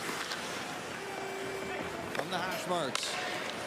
White at the line, and that's redirected well high over the glass, out of play. So you talk about a good pass. Sometimes it's the recipient that makes it a good pass. Avery Hayes is really deceptive, good in small space, but he's being defended extremely well down here, so he doesn't really have an out. Watch number 8 in high ice, so he's going to give it back to Hayes. A little miscue there on that pass. So watch here, Hayes. Oh, White moves. Okay, there's the lane. He allows Avery Hayes to get that puck to him because he skates into the passing lane. That's great hockey IQ, and Avery Hayes would appreciate that. Being the passer, it was the recipient that allowed the pass to come to fruition. Here's Maillet. Off on the wing, Lockhart. Slides it back to Maillet. Lockhart again off the boards. Big screen in front provided by Jacques Dubois as Othman settles it down. Right back to the net. And around it comes for Lockhart. Hits the brakes. J.R. Avon takes a shot through it. It's off the post. Still loose. Off to Lockhart on the wing again. One-timer scores! Sam Maillet on the power play, and the Pete's are to within a goal. Boy, did they need the power play to come through for them on their third opportunity in this game. Peterborough was able to get set to structure, and this one hits the outside of the net. Dylan Ernst isn't sure where this is, so he's lost the puck, he's lost his net, then he gets up, recovers, but you can see the traffic in his sight lines. A big bomb from Maillet, who can really shoot that puck, steps into the one-timer. That one had eyes. We've got a one-goal hockey game. Saw Samuel Maillet trying to pull the trigger on a big shot earlier in the game. Broke his stick, got all of that one. This play is whistled down at center. 2:09 to go in the second. Well, we talked about the face-offs for Kamloops, who are winning that battle by a small margin, but it was a good job from Peterborough to win a face-off and get back into structure. Here's the first shot foul. That beats Ernst's 5-hole and hits the outside of that post. That was dangerously close. So he loses the puck. I think he loses a little bit of rhythm. By the time he finally gets back up to track it, it's in behind him. Another hard drive. Sam Maillet caught all of that one too, but just didn't have the direction on Dylan Ernst as it comes back down the line. And Zellweger drifted that wide. Barros picked off by McCoy. Glove down at center by Semenoff. back through center. In on the wing, backhander steered away.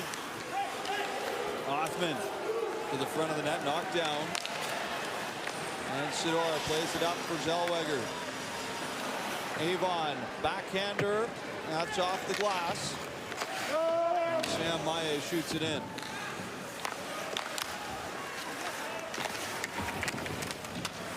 Here's Zanetti in the hash marks, plays it right across the goal mouth. Brandwood trying to work it back up the boards. Robertson scores! Brian Zanetti tips it in, and the Petes have come back to tie the game at 4. What a swing. 3 unanswered goals from the Petes, and it's Ryan Hofer that has the body, you think, right? Brandwood, chip that never ends up going anywhere. Look at in front of the net. Hofer has the body, but he doesn't have the stick. And he's recovering in behind a D-man that's up the wall. It's Brandwood that chipped the puck into pressure. Zellweger over to cover for him, and it's Hofer that's covering the middle of the ice. He doesn't get the stick. What the Peterborough Petes do is Zanetti ties the game. Just 1 minute, 13 seconds apart from Peterborough Petes. And they are right back on level terms with the hosts. Final minute of the second. Collision at center with Firster and Malee as it's lofted back toward the line. Glove down by Brandwood. McCoy over to Malee. Sweeps it in on the backhand for Ernst. Now Jakob Demet stops behind the net. 30 seconds remaining in period number 2. Lots to talk about at the intermission here. Jerome McGinley standing by. Kamloops Blazer legend who will be on our panel in the second intermission as Avery Hayes sends it to the net. Now was mishandled by Ernst. Back in front it comes, and he covers up for the whistle. Dylan Ernst has allowed 18 goals against in this tournament coming into this game tonight, and he's been looking pretty good, but you wonder if these last few goals get to him. That's an easy shot from range. The rebound, he kind of muffles and stuffles. I don't even know what stuffles means, but you know what I mean. Kicks it into the corner eventually. Stuffed it. I gotta spit the gum out. I used managementship the other day, so we're adding words to the dictionary as we speak. Thank you very much. Late face-off in the second. It's controlled by Kamloops. And that should put a cap on this second period, unless Olin Zellweger has anything else in store for us. He'll just guide it in. The period comes to an end. Well, you knew that Peterborough wasn't going to go away easily. They've got a ton of character. They got on the body, a little bit more physical. Down by 3 goals, they come back to tie this one after 40 minutes. It's 4-4. 3 unanswered for the Petes. Hoffman, Maye, Zanetti, and the game is tied at 4 after 2.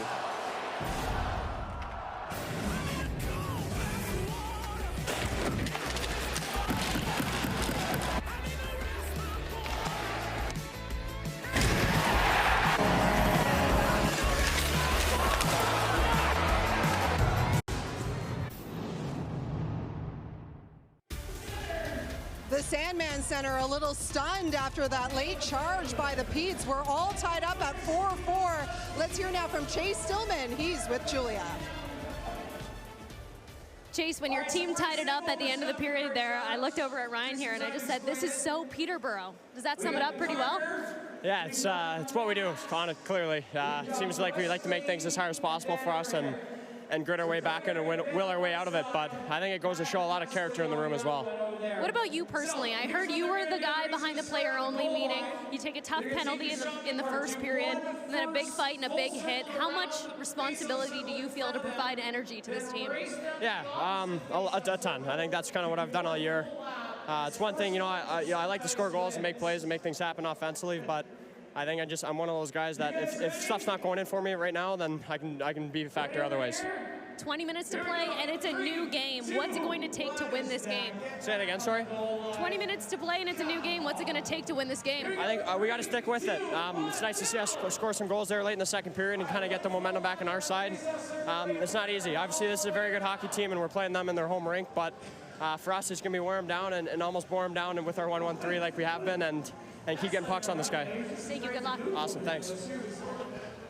Well, if the first period belonged to the Kamloops Blazers, the second period definitely belonged to the Peterborough Petes. Craig, Cheryl, Laura here with you once again, and all of a sudden, we've got a game here. The Petes said that they owed the Blazers a game, and that's definitely the case here right now. 4-4, again, a spot in tomorrow's semifinal on the line. A minute 13, that's all it took, and all of a sudden we're tied, and it was a couple of defensemen getting it done here, which I know makes Cheryl a happy camper. Well, we're going to focus in on the last goal that tied up this game, and Tucker Robertson, this is not an easy play to make. He goes down the wall and he holds the puck, and this is Olin Zellweger that's checking him there, and he's got to be really patient, and as he's patient as he gets this puck, you watch Brian Zanetti right at the top of your screen. He jumps in there, and then the patience of Tucker Robertson, he just feathers it perfectly into the lane for Brian Zanetti to skate onto it. He knows he's there.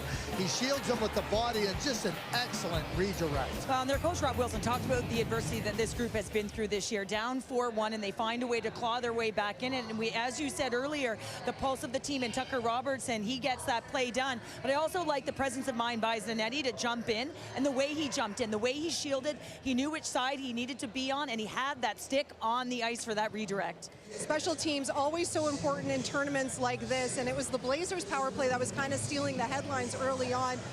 For the Petes, it's been a bit of an Achilles heel right now, right? But they had a couple of opportunities early. We kind of saw the good and the bad because they were able to strike there with the man advantage in that period. Yeah, for a while we were saying they need to get this going. I mean, they came into this with 22.2% in terms of the way they were executing on their power play, and it looked like it was going to continue downward because they just weren't able to generate. And when you have to get back in a game, it is critical that you use your specialty teams to find a way to get on the board, and they just couldn't get the entry. They were slow. They were mismanaging the puck, and they couldn't find a way to get in and get set up. But when they did get set up, they started to create little tap back there, and it's all about finding ways to put it to the net, and then you can execute.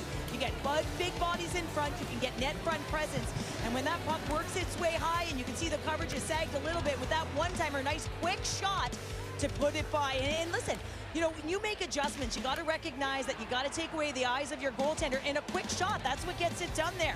Nothing special, right? Just finding a way to get it through traffic, have a seeing eye puck, and a good quick shot. Well, you say quick shot, he shot it off the pass. Yeah. That doesn't give your opponent, your goaltender, to get set or get into a blocking lane.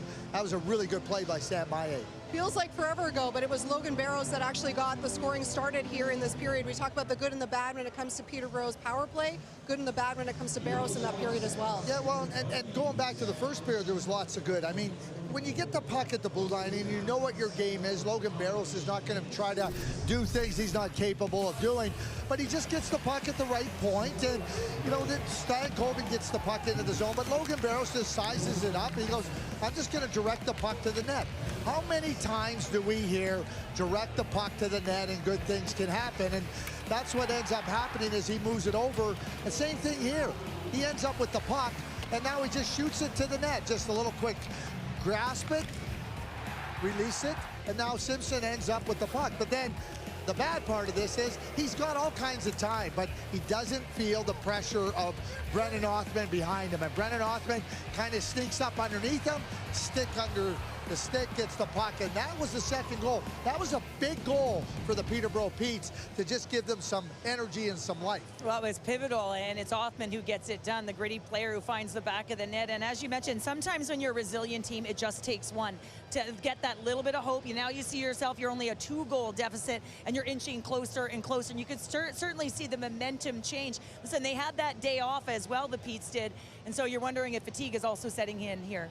Would love to be a fly on the wall in those dressing rooms right now. We're in store for a terrific third period. Before we get to that, though, we've had some fantastic guests pass through here and join us on the set so far at this Memorial Cup in Kamloops. And why stop now? Up next, we've got another Blazers alumni, another co-owner of the team, Jarome Iginla will be here, the Hockey Hall of Famer.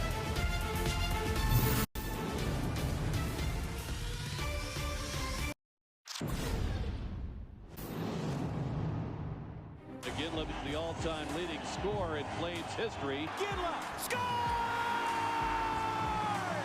It is Iginla again, coming in, scored! Iginla, there it is, number 400. Jarome Iginla scores point number 1,000. We always like to start these interviews with a trip down memory lane, as we're happy to welcome Jarome Iginla, Blazers great, Memorial Cup winner ×2, World Juniors, Olympics, Worlds. Did I miss anything? We got it all in there. Jarome, thanks for joining us here. Before we get into the nitty-gritties, what do you think of the game so far? I know the second period didn't end the way you were hoping. Oh, it was exciting. I was feeling a lot better about 20 minutes ago. You know, it was pretty exciting. Lots of energy in here. Some big hits. There was a fight. Worried about Semenoff. Then he came back and scored a big goal. So lots. But now, to be honest, a little bit nervous. You know, Is it harder to sit and watch as opposed to being out there on the ice? It depends. It depends. You know, sometimes you get. Yeah, it is a little bit harder for sure. Well, I want to take you back to 1996, the last time you wore the Blazers jersey. And you lost in the playoffs, and then you were quickly on a plane, and you just went on to your Hall of Fame career. What was that like, knowing that you were a two-time Memorial Cup champion, and you were leaving the Blazers for the last time, and now you come back here with all these great memories? Yeah, it was very special. I mean, it was such a, you know, we see alumni here this week, and we talk about how fortunate we were to get to play together, to get to play in such a great environment, and to grow. And when you know, after the third year there, where we lost in the semifinals of the WHL, and we were close. Spokane was really good. Mike Babcock was the coach, but we were close, and we really, really wanted to have another crack at it. But we lost out that night, and we went out together as a team, kind of just hung out. You know, had a good time and stuff, and we stayed up pretty late. And it was an afternoon game the next day in Calgary, and my agent Donnie Meehan told me, yeah, the Calgary wants you to go. Al Coates, he talked to him, the GM at the time there with the Flames, and but you're not going to play. You know, you're not going to play, so just go out, have a good time, enjoy yourself. You just make sure you're on the plane, and so I did. And game was in the afternoon, and I flew in there, and when I got there, they said, "You're playing." I can't turn that. I was so excited. You were out the night before. Right? I didn't talk adrenaline. About that. Yeah, adrenaline. I didn't have a great breakfast or whatever. It was, but it was so cool. It was like a video game. It was night before. I was like watching highlights, watching the NHL highlights. I slept pretty good. I didn't expect to play. I wasn't nervous or anything. I never would have slept. I probably had more sleep that way than I would have if I knew I was playing. So everything else, it was so fun getting on the line with Theo Fleury and German Titov. It was one of my favorite games I ever played. But it was some of the guys that we were out with. They said their billets woke them up and was like, "Hey, Jerome's on." They're like, "No.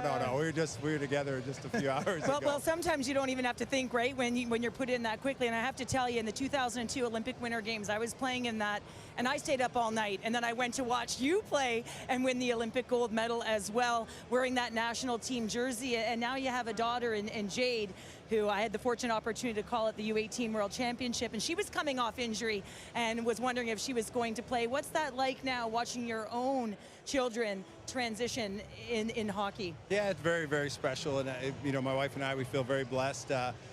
3 kids, but also to get to share hockey with them. It's been a ton of fun. That last year in Wisconsin there with the U18 national team, and Jade got hurt, and my wife had to work with the doctors to get her cleared on her hand. It was like she went to, Kara had to do all these calls and go through the protocol. I bet you she was getting a no matter what. We thought she was done, and there they are. They all like the hockey. But Jade, we were so pumped. What a cool atmosphere, and get to be part of Team Canada on the other side as parents. And we'll never forget that. That Wisconsin, the whole experience was awesome, and it went the right way, right? It did go the right way, upset there in the finals for Canada. Well, okay, so Kara watched you all your years, right? Was she more nervous watching you play or the kids? Well, she gets pretty nervous, and she doesn't show it, but she gets a little quiet or a little, and she takes it, she gets pretty intense, but she doesn't like to admit it or show it. But I get more talkative, you know, at the game with the when you're nervous. boys. Yeah, for sure. Well, Jerome, we could listen to you all day, but I think there's a big third period coming up here at the Sandman Center, so we know you'll be cheering along those Blazers, and we appreciate you joining us here because I know it's a very busy time, but Kamloops has been a fantastic host for us so far. We've had lots of great guests on our show. We've got more coming up tomorrow. Connor Bedard, Marie-Philippe Poulin, Manon Rhéaume. What a trio. That third period, oh baby, buckle up. It's next. Moments away from the biggest third period of this tournament thus far. Here's a look back at the second. Logan Barros is first of the tournament off a bit of a funny bounce. And then the Peterborough Petes charge back for 3 straight. Brendan Hoffman, Samuel Maillet, and Brian Zanetti. Kevin? Yeah, 3-1 in the first period for Kamloops and then 3-1 in the second. And it all started with a devastating hit and a maybe even more devastating fight from Stillman, who took an ill-advised penalty in the first. He made up for it. He got his team and a little bit of momentum. Good defense translated into good offense. And boy, did they need it often with a couple good plays. One ended up in a goal. That gets them within 2. And you know what? Kamloops, some controllables, control the controllables. A penalty that should never have been delayed a game. And that first shot fooled Ernst. They get the puck back and Maillet rips one. Now they're within 1. Pay attention. It's a puck up the wall. Zellweger's over to cover for Brandwood. Attack, but he kind of stands there, hesitates a little bit. Hofer not able to get the stick from Zanetti going to the net. 8 goals in this game. 5 of them have been scored from defensemen. And we play on. These are a huge 20 minutes to say the least. And the last 6 goals in this game have been first-time goal scorers in this tournament. Everybody getting involved tonight. Hits, fights, goals, saves. What more could you ask for in a junior hockey matchup? Third period, here we go. Fraser Mitchell shoots right off the crossbar. And boy, does that set the tone for this stanza. Just 10 seconds in. What a bomb. Fraser Minton absolutely explodes this puck. Another face-off win for Kamloops, or was it? It is, because you recover it on the body. And watch this puck off of the stick. Simpson doesn't even see it. Off the bar, look at the head of Simpson. Left, right, where to go? No idea. He heard it, but he didn't see it as it sizzled right by him.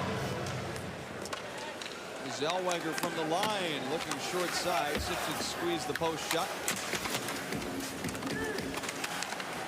Battle for it along the end boards. Comes out to Avery Hayes. Through center. Past Ryan Hofer. Logan Barros stopped behind the net. Beats take control. Zanetti off the boards for J.R. Avon. Avon back across off the stick of Zellweger. Maillet in from the line. Back around for Zellweger again. Looking for Hofer. Cut off, and Stillman had it skip on him at the last second. Couldn't shoot. Back in the neutral zone. Kicked over by Hoffman. Filtered in by Beck. Michaels erased from the play. Nice hit from Stillman. Lost his stick though on the play. Boy, Stillman has really imposed his will in this game, hasn't he? He doesn't always have to score or put points up to be impactful in a game. Back around the boards it comes. Lockhart keeps it moving. Shot blocked in front by Michael. He's got it now. Off the boards. Not out yet. And now it's sent out down the ice, and it's got enough for icing. Well, there a rich history, of course, the ownership, the players that have played before these, and we showed you earlier what's in the room. The players of the past have had sayings. This is one from Darcy Tucker.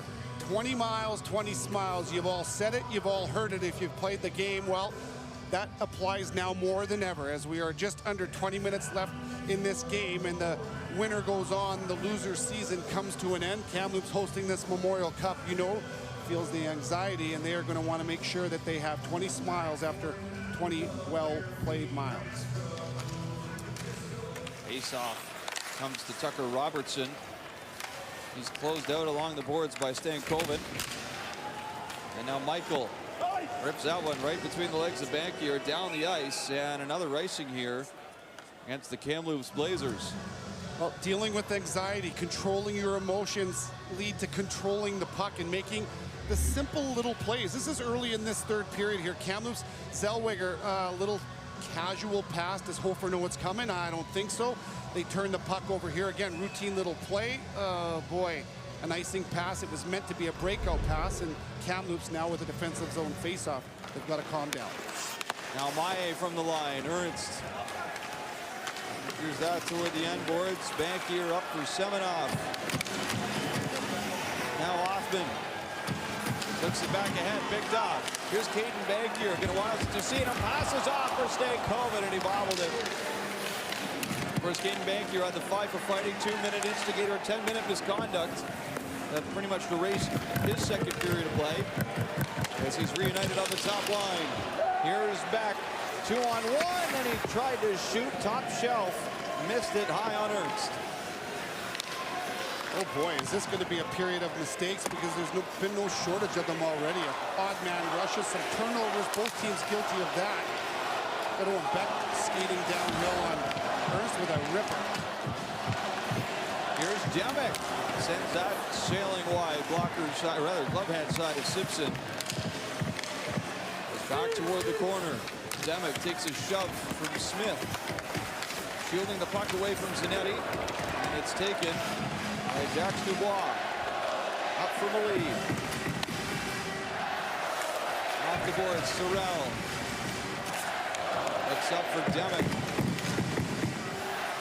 Malee. Loose puck. Directed back by Dubois for McCoy. Now Maye. Down the ice. Ernst plays it back around. Tiefler. From center, Hayes shoots it right in on Ernst, and he squeezes that for the whistle. You go back to September of this year, and these teams started their path, and they've been together. It's come down to one period, and maybe anxiety has a part of it. A turnover there from Avery Hayes, the veteran. It leads to a 2-on-1.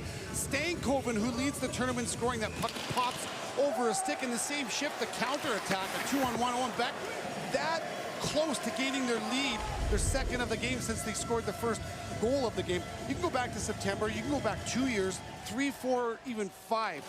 These young men, these kids have started a journey that has changed their lives, and they're facing the end of it here. Anxiety plays a factor. It's not easy to control your emotions. And of course, Kamloops in particular have known for about a year now that they were going to be here no matter what. They got a second life after being bounced to the conference finals. They're trying to take advantage of it as the shot off the wing carries wide. Avon forks it back down low for Tucker Robertson. Swept around the boards. Connor Smith at the line. Off the end boards as it's sent right back out to Kiefler. And ahead for McCoy. Tucker Robertson bumping with Hofer. Ryan Hofer plays it ahead. And back to center ice. And Barrows opts to just shoot it in. Kamloops change. And McCoy brought down by Bankier. Beats battling to manage the puck low in their own end. And they eventually do. There's now Zellweger applying pressure along the hash marks. Smith back around for McCoy. And Brendan Hoffman directs it right back. Pete stayed boxed in. Some contact from Stankoven. Centers, and a boot save from Simpson. He shrugged it away off of Bankier. There's another shot from Barrows, carries wide. Stankoven to Zellweger. Zellweger off the wing, and that hit a body in front. Might have been Semenov as it's held in. Barrows shoots. Still loose. And toward the boards it goes. Semenov has Stankoven in front. Stankoven behind the net. Pass was erased by Hayes. Stankoven's got it again. Handles it through to the slot as it's rolled back to center. Barrows for Zellweger. Both teams need a change. I'll tell you, Logan Stankoven does not give up on plays. It's why he's going to be a good pro in my mind. He's good in small space. He can draw double coverage on himself, and he still wins puck battles, makes plays under pressure, and he took command of that last shift for Kamloops. Here's Zellweger off the foot of Sidor. And back in it comes for Dylan Ernst. Lockhart with Sorrell. Zellweger seems to have been out there for a while now, hasn't he? As Zanetti Tried to center it. Maillet and around the boards for Lockhart. Sorrell watches him. Dubois carries it up the wing, and Hurt saw that just in time. Zellweger's got it now. Just tried to fling it to the line. Kamloops come to center. Shot in by Levis. Zellweger finally gets a change. And now Maillet plays it back to Zanetti. Right past Jacques Dubois. This is going to go for icing. High event start to this third period of play, but no goals just yet. We stay tied at 4.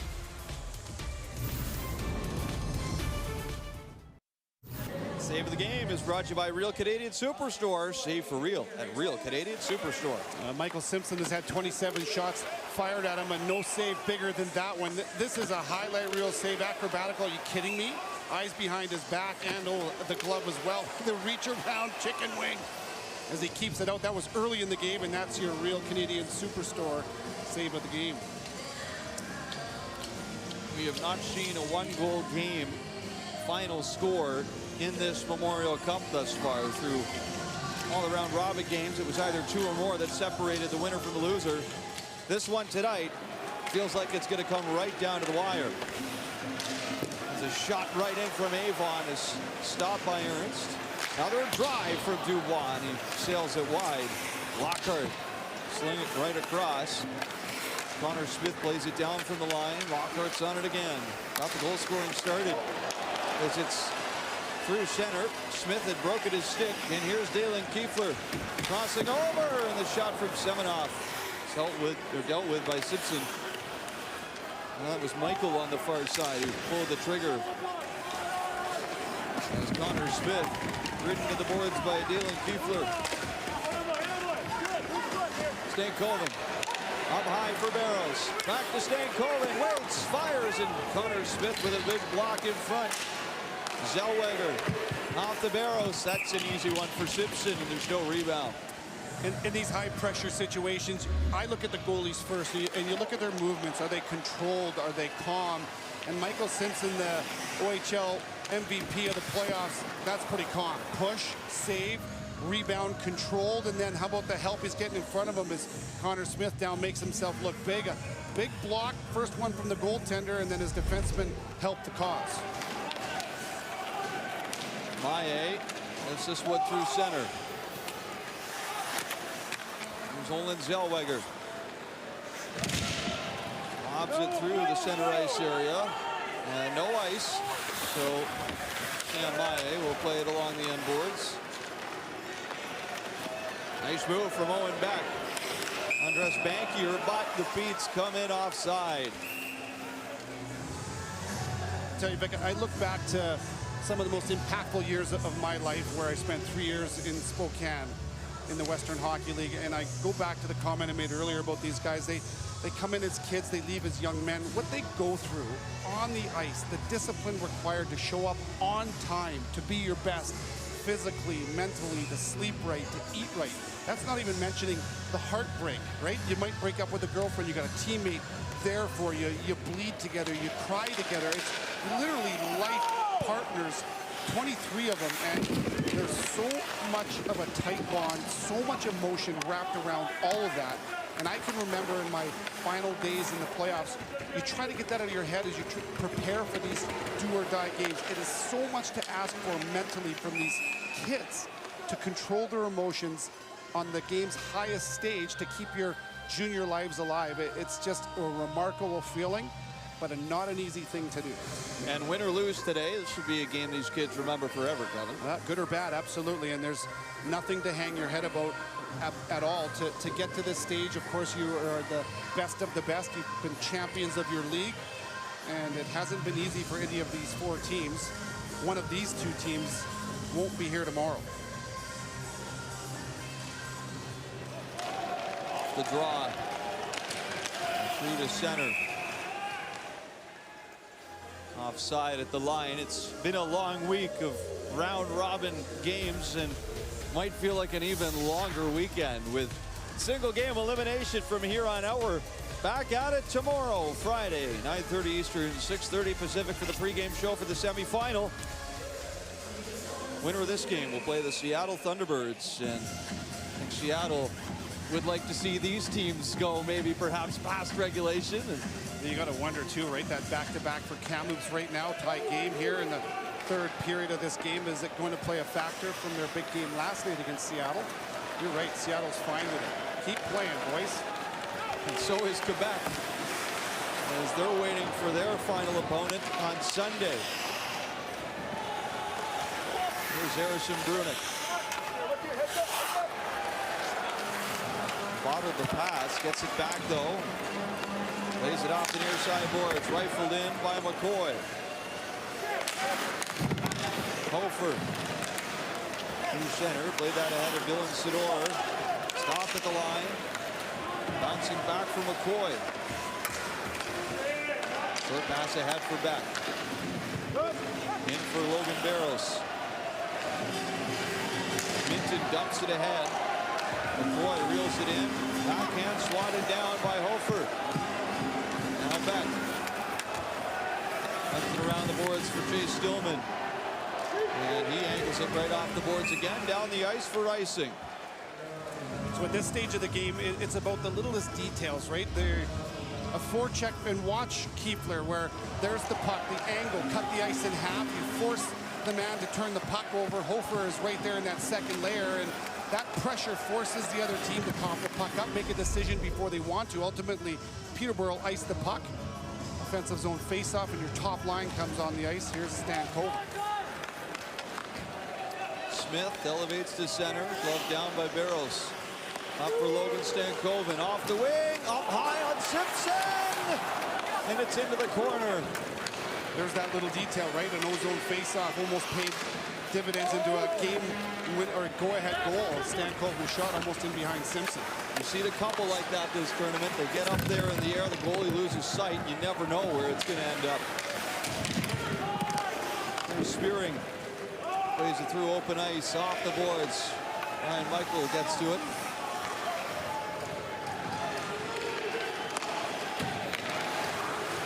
Michael on it again.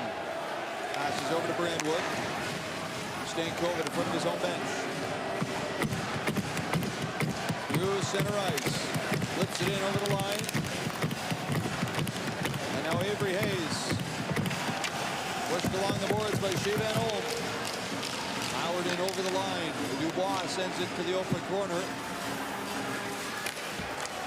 He's held up, and the Blazers break out to center. Jakub Demet. Pass Maye. Zanetti. Checked by Levis. Hoisted back to the line, and a bouncing puck too much to handle for Roland Zellweger.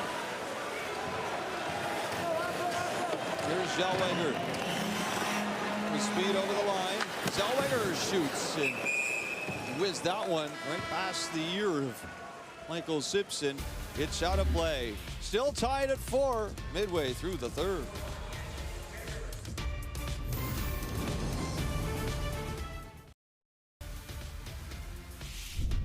The CHL on TSN is proudly presented by the all-new Kia Niro EV. Start your EV journey today.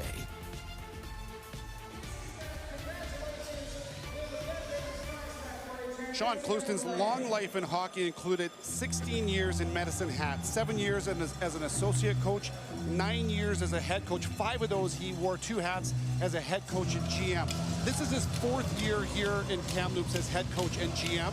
And he said something to us yesterday. He goes, it's weird to say, but I'm a Blazer. The community, the town, the rich history, and that's no disrespect to Medicine Hat, but it goes to show the investment from him and ownership in this group. This is a big moment for Sean Clouston and staff. Needless to say, as players, the work put in just to organize this event. But when you are a head coach and a general manager, all of the duties and to do the job the right way, which Sean Clouston clearly has, is a life commitment, and he's done such a wonderful job. He recognized all the support that he has around him. Tim O'Donovan, who walked on as a volunteer 17 years ago, he ranted and raved about the job Tim has done, and the winningest coach in the history of the Western Hockey League, Don Hay on the bench, couldn't have done it without him. So it's a classy, knowledgeable staff wrapped around him. There's the man. That's saying a lot, Kevin, to say that Sean Clouston feels like a Blazer, given he was a Winterhawk in the 80s. There is a long history between those two organizations. Oh, isn't that the truth? Two men right there that know a thing or two about winning. They've both been a member of the Winterhawks organization as well. Don Hay was an associate coach there before Kamloops. Give a lot of credit to Don Hay as well, where he's been the man. Like, he's won Memorial Cups. He's coached in the National Hockey League. And he's got a presence, but for him to have the humility to come in and take on a new role, he's the good guy now, right? And he's still, I mean, everybody respects him, always always has, but he's the associate coach, the assistant coach, and I just think it takes a lot of confidence and humility to take that role on after who and what he's done. Kamloops send it ahead to center. Semenoff, he skates that puck in over the blue line for an offside. And on the other point to that, Kevin, go back to 1995. Looking good. Don Hay, part of this team that won, and boy, what a great cast of players he had to work with back then. My goodness, you're right. Talk about life-changing for all these guys. There's Ryan Huska behind him, who was one of the 3 players here in Kamloops that won 3 Memorial Cups. There's only 4 in the history of the game that have done that. Darcy Tucker, along with Tyson Nash and Ryan Huska. From the line, Maillet, redirected by Avon. Ernst is down. And it's under somebody here at the side of the net. Gretzel's play on. Puck stays alive. Hayes has no stick as it's settled down by the Blazers. And now Caden Bankier through center. In on the wing, he lost the puck. Regathered by Stankovic as he throws it around the boards. Brunick, his offering to the net is blocked. Up to center. Past almost around. Doesn't know where it is. Is Brunick. He's got it now. Dylan Sidor crossing the line with Demick. Demick tried to center. Back to the point. Brunick turns it around. Sidor kicked away by Sean Spearing. Sorrell redirected off the boards. And the puck is loose by the near side hash marks. Demick falls it to the corner and tried to throw it in front for Levis. Levis tied up with McCoy. Dubois, Lockhart, Demick all in there as well. Puck comes free. Back to the point. Here's Zellweger. Stays with it. Shoots. Simpson makes the save. And then Lockhart held his man to the boards. Another drive from Tiefler right off the boards. Simpson had some trouble with it. He wanted to cover. Jonathan Malee will settle it down and just throw it through center. And it comes to the corner. Dubois meets Barrows. Hofer there too, digging away with Stillman.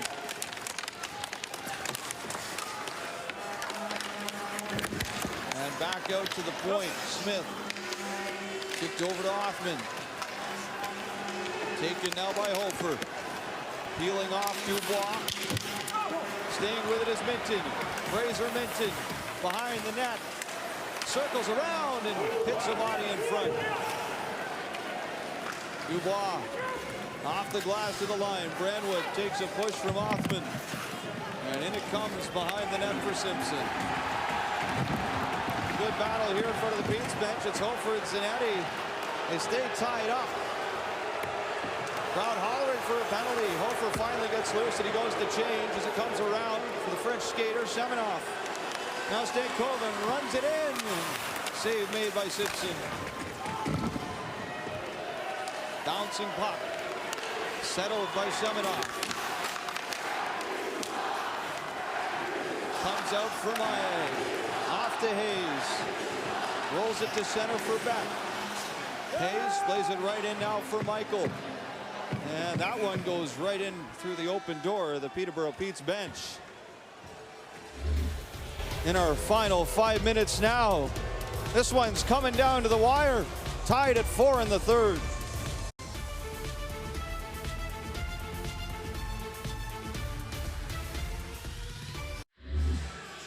Well, chances at both ends. Look at the way this puck goes around the horn. That little in tight tip from Avon, and that's not an easy save from Ernst. He follows it up, and how about this little freelance work from Zellweger? Folks, look at the margin of error. He's looking top corner, and this one right to the top corner off the shoulder of Simpson. Both goaltenders keep their teams alive. It's a showdown.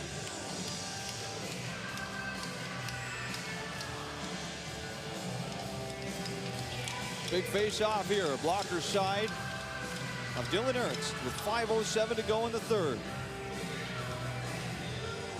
He's 4-1 for Kamloops at one point. Seemed like the Petes might be down, but never out. And once again, they continue to hang around. Just as they've done all postseason long. Not going down without a fight is Kiefler into the corner. Taken away by Robertson. McCoy up ice for Hayes. That's off the top of the glass. It stays in, and there will be no icing. Zellweger held up at the corner. Minton off the boards and out to Donovan McCoy. If necessary, we would go 5-on-5 overtime until somebody scores. 3-on-3 is only for the round robin stage. From here on out with single game elimination. We play as long as we need to. Here is Chase Stillman. Over the line, doesn't get far with it. Sean Spearing backtracking into his own end. Zanetti tipped in by Stillman. Now Ernst off the Brandwood at Semenoff. Bankier. Stankoven in on the backhand. Simpson out. Played to the corner. Owen back. Back around for Stillman. Bouncing puck in the slot. Connor Smith kicking out. It was Semenoff. He missed to Jonathan Malee. Crossing the line was Zellweger. Pitchforked away. Logan Barros, and now here comes Sidor racing down the wing to the net. Gets it right back. Looking to the line. Michael couldn't hold it. He'll play it in as the Blazers clear the zone. Connor Smith snaps it to center off Lockhart. Icing is waved. We're getting into first mistake territory. You feel the tension now. Glove down, and Sidor to center. Off on the wing for Devitt. Pushes it across, and swirls it around in front. Levis didn't get a good look. He was tied up. Here's Avon back the other way, collecting speed, and tried to throw that one underneath the pads of Dylan Ernst. Back off the glass. Zanetti for Hayes. Tied up with Zellweger. Dug out along the boards, Zanetti. The last goal scorer in this game, way back late in the second period. Hoffman was wide open. He's got it, back across, and it's picked off by Wayden Barros. Up the center, Kiefler. Directed in, loose at the side, claimed by McCoy.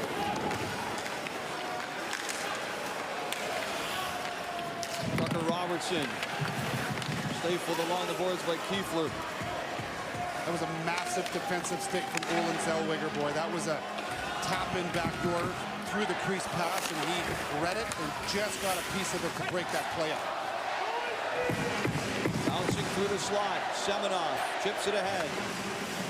Fired right back in by the Petes. Turnoff, it'll get to it first. Right back around. Stillman sweeps in front of Brian Michael. Passed off the back. Owen back. Wanted Maye. It's blocked by Stankoven. And take it away again. Stillman right to Dylan Ernst. Rebound. Owen Beck is right in the mix. Kamloops will skate it out to center ice. Logan Stankoven with a minute to go in the third. Turns around. Delayed offside.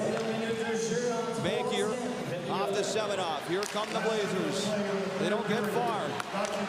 Malie off to Maya. In it goes. And Barrows angled off along the boards. Almost came out in front. Scrambling up ice is Demick. On the back check, Jack Dubois worked it away.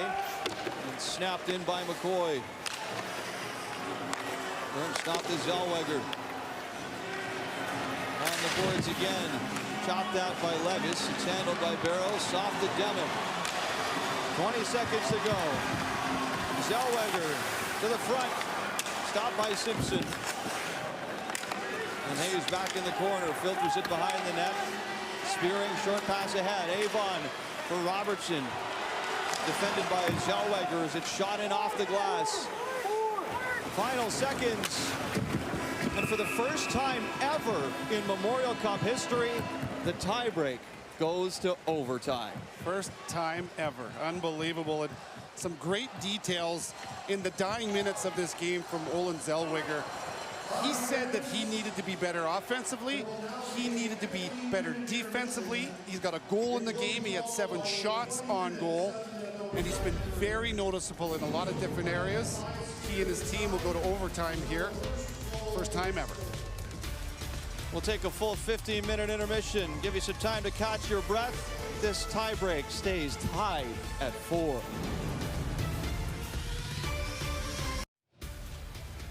This is the 13th time that a tiebreaker is needed at the Memorial Cup to decide the semifinal matchup, and the very first time overtime will decide it. All knotted up at 4s between the OHL champs, the Peterborough Petes, and the hometown Kamloops Blazers. And as luck would have it, this is also our first overtime game of this entire tournament, coming at the perfect time because, yes, the next goal wins, and a date with Seattle on the line in the semifinal tomorrow. Craig, Cheryl, Laura, back with you once again. How did we get here?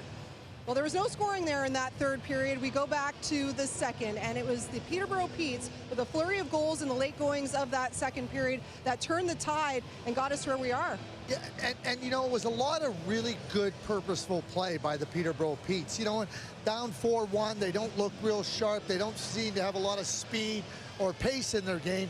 And then Brennan Othman makes a fabulous play. He stays on the puck. Logan Barrows is the player that ends up with the puck. He's got lots of time to make a play, but unfortunately, he doesn't recognize that Othman is tracking him from behind. And Othman just kind of slips underneath the stick, grabs the puck, and in one motion, it's 4-2. And then the power play, which had been so bad for the Peterborough Petes, this is a really good play. They shoot the puck off the pass. Sam Maillet just doesn't let anybody get into the shooting lane and block it. You can see where his stick is ready to shoot, and not just like that, it's 4-3. But then they don't stop there. A turnover along the boards, and as the play comes around, it's a beautiful play by J.R. Avon. He kind of kicks the puck up ahead to Tucker Robertson. Robertson's patient. Zanetti slips in behind. I mean, I don't know if you could draw it up any better, Cheryl. Well, no, and that's just a key element, Zanetti driving to the net. Listen, your body can be taken, but your stick is still available. So guess what? He got to that ice with that redirect, but a beautiful play all the way around. And Peterborough really showing their resilience and the adversity that they faced all year continues to push on. And a couple defenders key in that comeback there for the Peterborough Petes. For the Kamloops Blazers, you know, we go back to, you know, the opening minutes of the game, Michael Simpson making that outstanding save.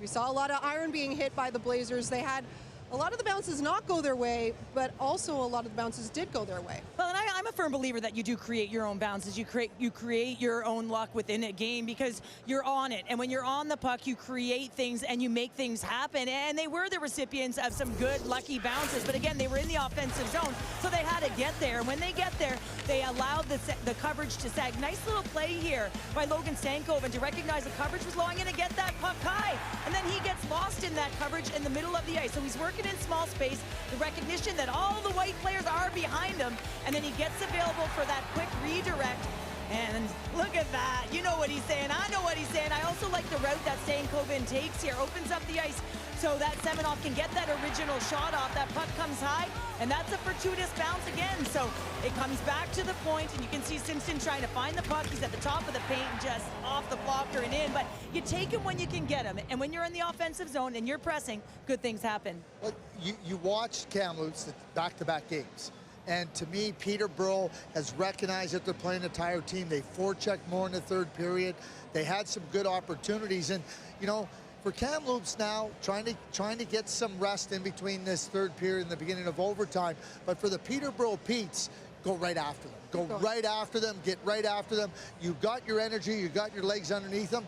The day's rest is what will give you a benefit here. Take advantage. And we were talking about that the other day, the irony of how this is all unfolding, that they wind up, they were facing elimination. Now they get their day of rest. And listen, Kyle Masters is out. We're watching Olin Zellweger just log a ton of minutes right now. I mean, he's playing excellent, over 7 shots on net, but he's finding a way from the back end, but he needs that rest. Yeah, and when you think about Zell, he's played over 30 minutes. There's no question about it. And some hard, heavy minutes. I mean, even right down the stretch here in the third period, he wanted to try to find a way to get the puck into the net. I mean, he has been brilliant in this game.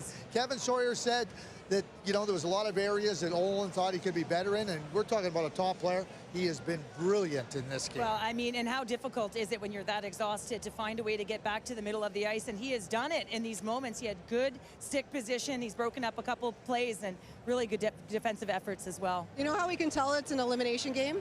Because Michael Simpson is playing very well. 3-0 so far this postseason elimination games. A couple up in North Bay, one here against the Remparts that they needed to win in order to force this tiebreak here. And I mentioned the save right off the hop. 2 minutes into the game, he made the save of the tournament, and he hasn't really let up from there. Well, yeah, and then that's that mental tenacity to be down in a game and find a way to make that next save. Because if that next one goes in and you're down 5-1, guess what happens? You really dug yourself a hole. So some key timely saves to keep his team in it, and then they were able to push forward, be resilient, and find a way to get back in this game. But again, it's the calm within the net. You don't see him swimming inside his crease, trying to hold on to those rebounds. And again, seeing the puck, holding on for faceoffs, but the key timely save. Greg Button, you've said it over and over. This guy, when he faces elimination, he's outstanding. Been there, done that, won that when it comes to elimination games. Trying to do it another time for the 4th time this playoff season. And again, we think back to those Hamilton Bulldogs, the OHL champs from last year, who went down 0-2 in this tournament, came back, got into the semifinal, although they didn't need the tiebreak. But again, Gavin White, Avery Hayes were members of that team. They're here now, and that experience could be huge in overtime because, again, this is the first time overtime will decide the tiebreak and will decide the second half of tomorrow's semifinal match. The Seattle Thunderbirds, the Quebec Remparts are like, take all the time you want. 2 overtimes, 3 overtimes. Victor Finley, I think, is ready for 7. When we come back, we'll talk all about those Remparts.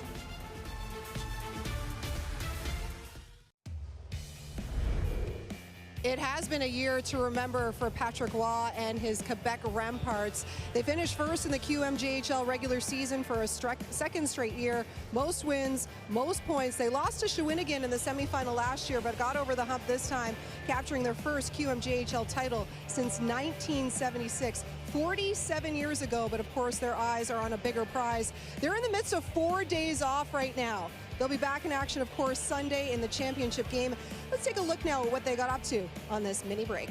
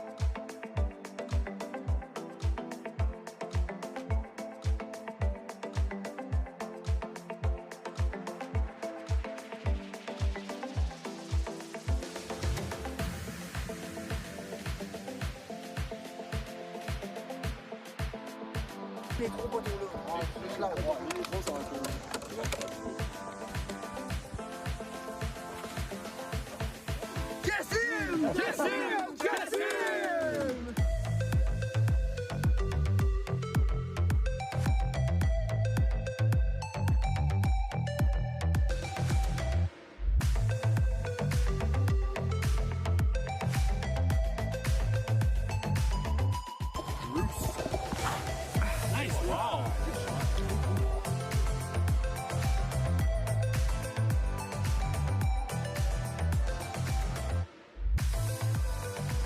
ça va pas bien passer. Ok, ouais, ça va.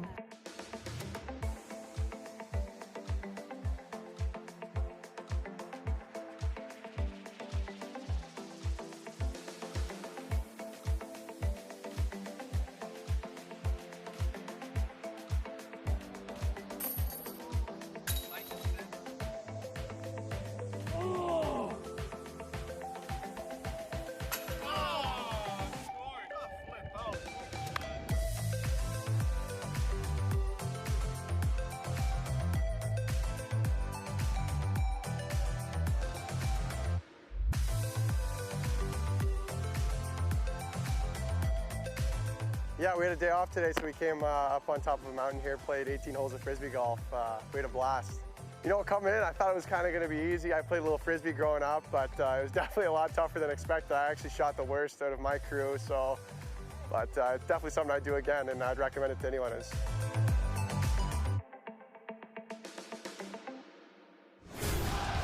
The QMJHL has just dominated the Memorial Cup as of late. The Quebec Remparts looking to become the 4th straight team to win the Memorial Cup from the Q. St. John, the most recent to do it last year on their home ice. Meanwhile, the hosts have made the Memorial Cup final in the last 4 tournaments. 2016 was the last time that didn't happen. So the Kamloops Blazers, the pressure is on them. The pressure's on the Peterborough Petes. The next goal wins it. The next goal makes it off to the semifinal to face Seattle tomorrow.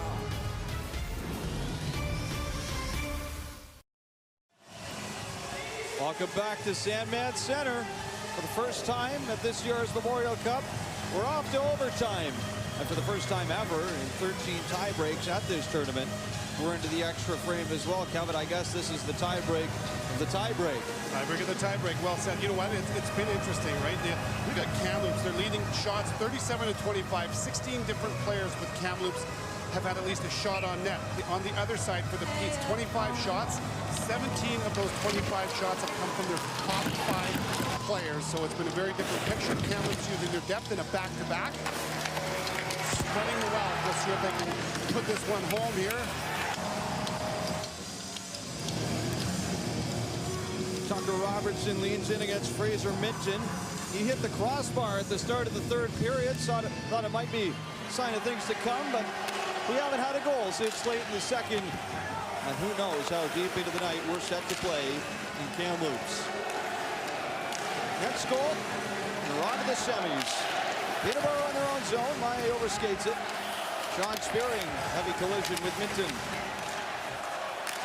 Avery Hayes into center. These fans are awake with the Let's Go Blazers chance as Kamloops touch it for an early offside. We talk about Olin Zellweger and how he called himself, but I like that. It's a sign of confidence. It's a sign of leadership. I need to be better defensively, offensively. There he is, pinching down, make a read, being himself. 9 shots on net, a goal in the game. He's been really good in all 3 zones. Of course, he's, like Craig said, logging a ton of ice time. He's one of those players that just never look tired no matter how much you use it. Zellweger has the only overtime winner this postseason for Kamloops. Scored it in Game 4 against the Vancouver Giants back in the 1st round. As here's Logan Stankoven trying to drive the middle. Bankier to the corner. Stankoven on it for Semenoff. Now Brandwood shoots, and the first save of overtime is made by Michael Simpson. Down ice, here is Hoffman racing after it, chops it in on Earth, makes the save. Hoffman stays with it.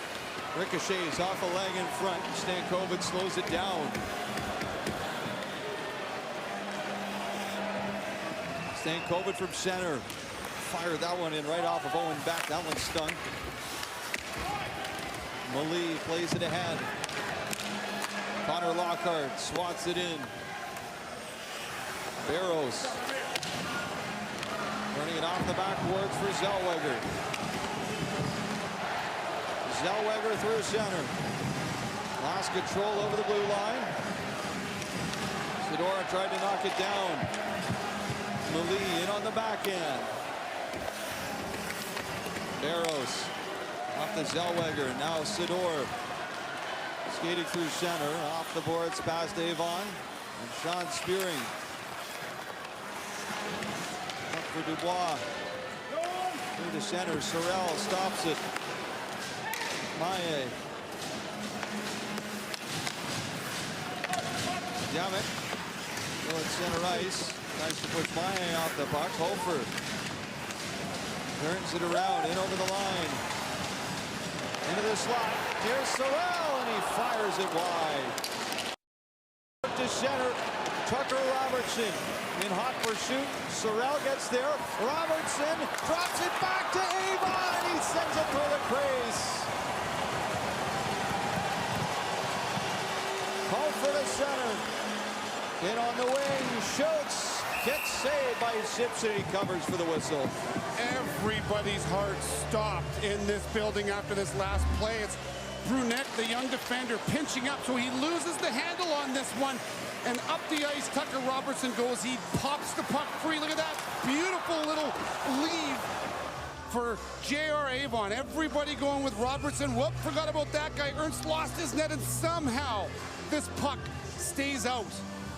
Well, it looked awfully close to this game being over early in this first overtime, the first overtime ever in a tiebreaker in the CHL history. Here's Michael, shot knocks down, Semenoff shoots. Simpson was down, made the save, and the net bumped off the moorings. What momentum swings here. Kamloops, after escaping near death, win a faceoff. But look at that one. Semenoff wraps that one around, and oh boy, this is a great idea as he tries to beat Simpson on the ice. Full credit to Matthew Semenoff and Caden Bankier. They took a thumping from Chase Stillman in this game, and they've recovered. They've come back out, and they have not shied away from any contact. They've been in the fight.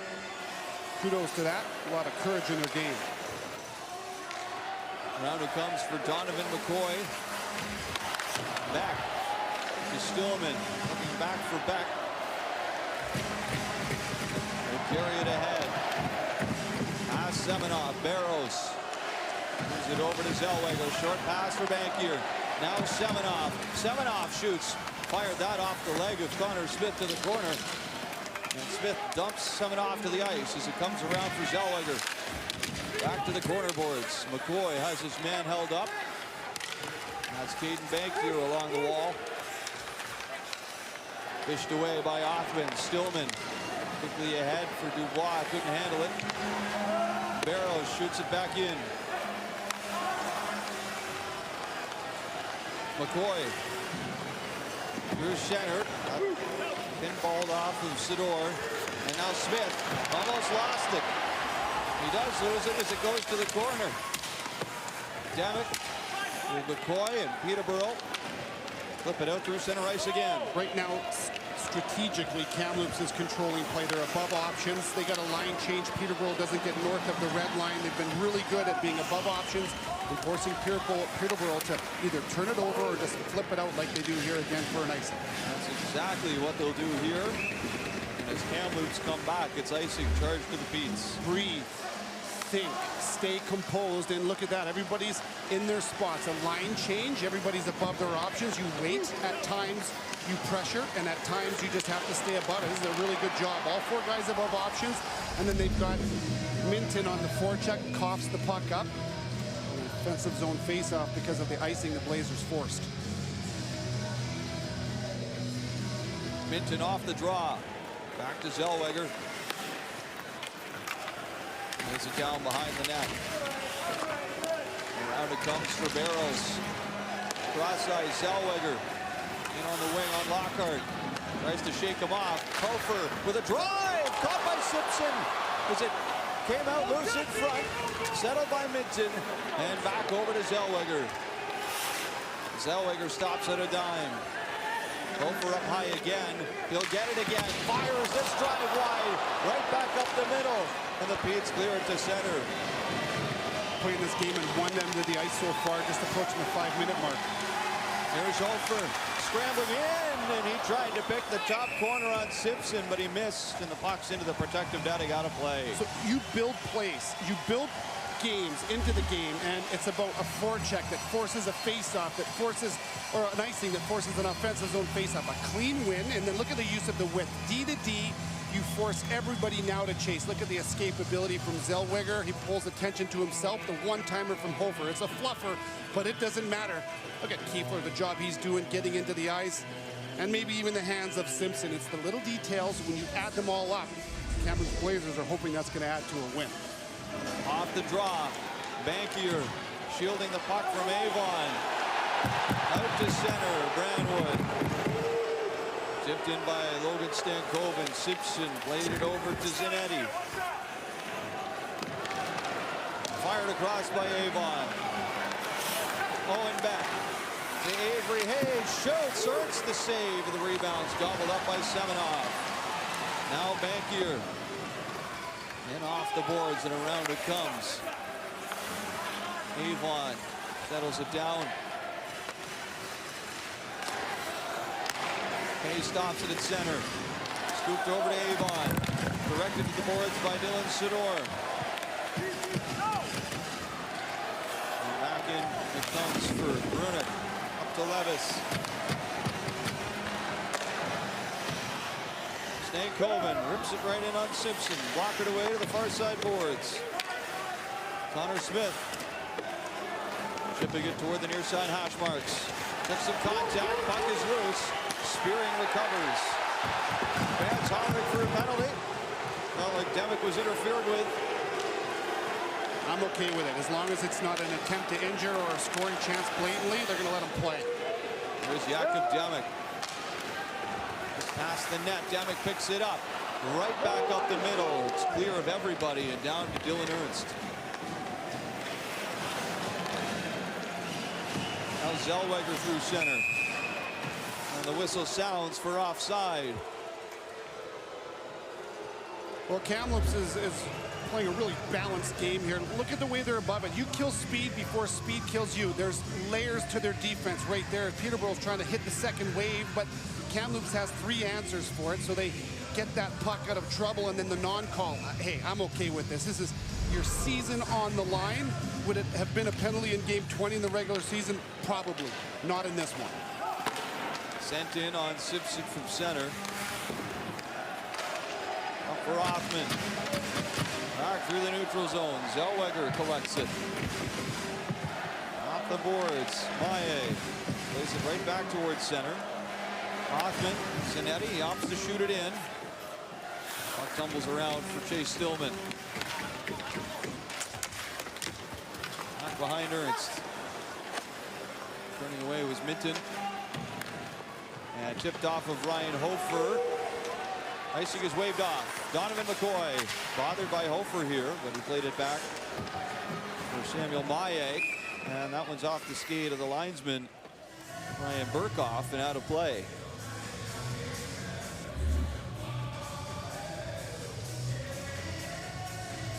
Little job from Minton to pull that puck out of traffic there. Look at the way he settles things down. So the puck gets headman, and watch Hofer. He doesn't have his stick in the spot. That's on purpose. He uses his left foot just to chip that by the defender. Well, there's a will, there's a way, and there's more than one way to get something done. Nice job. Ethan Brandwood back off the inboards to Michael. Michael for Semenoff.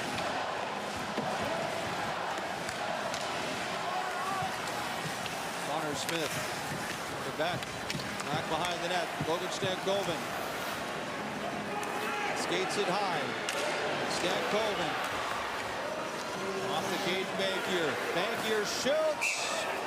Out of sticks in front, but it comes through clean to Michael Simpson.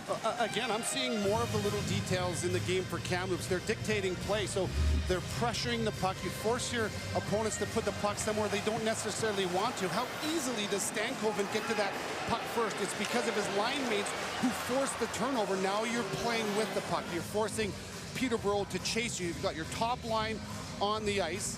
Because of what you did without the puck, forced you to play with it. I just see the details right now heavily favoring Kamloops. Zellweger played it ahead for Demick. Maillet played around to Malie. Crashes into the boards as it goes back down the ice. It'll be another icing charge to Peterborough. Really, really cautious hockey here for Peterborough, and you shouldn't be surprised whatsoever. If you've watched them once, you would understand it. It's a big part of how they play, but when you're in overtime and a do or die, you wonder where the line is, where if you don't attack at some point and you give a talented team like Kamloops too much puck time, is it going to be the kiss of death? Right now, so far, we're 11:42 remaining in this overtime period, and it's been all Kamloops. There's still shine on the defensive zone for Kamloops on the ice. Off the face-off, Hofer.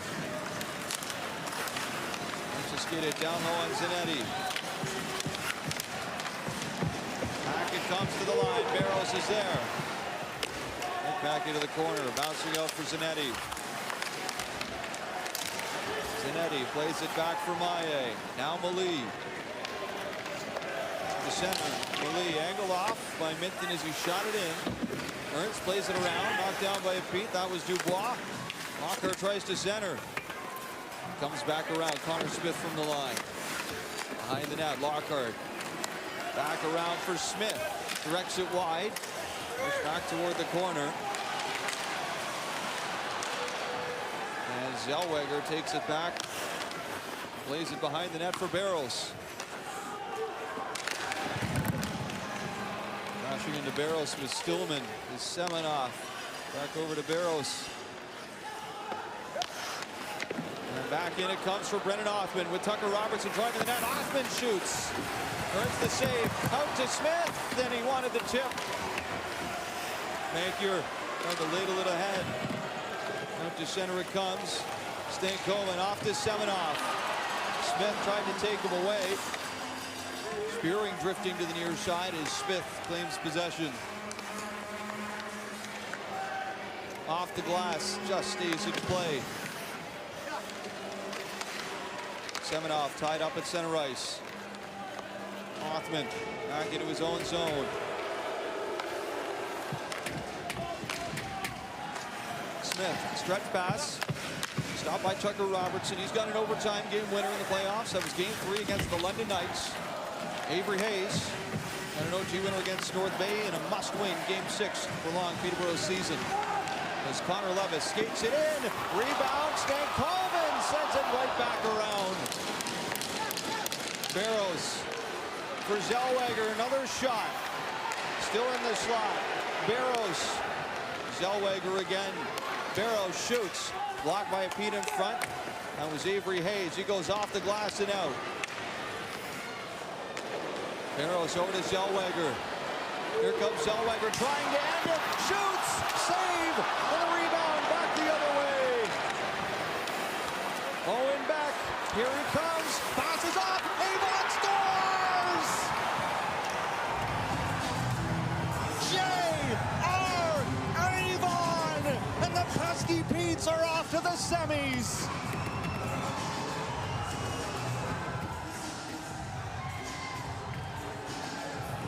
Full command of this overtime were the Kamloops Blazers, and they had a couple of glorious chances. Offensive zone, sustained pressure. 10 minutes, 54 seconds of it.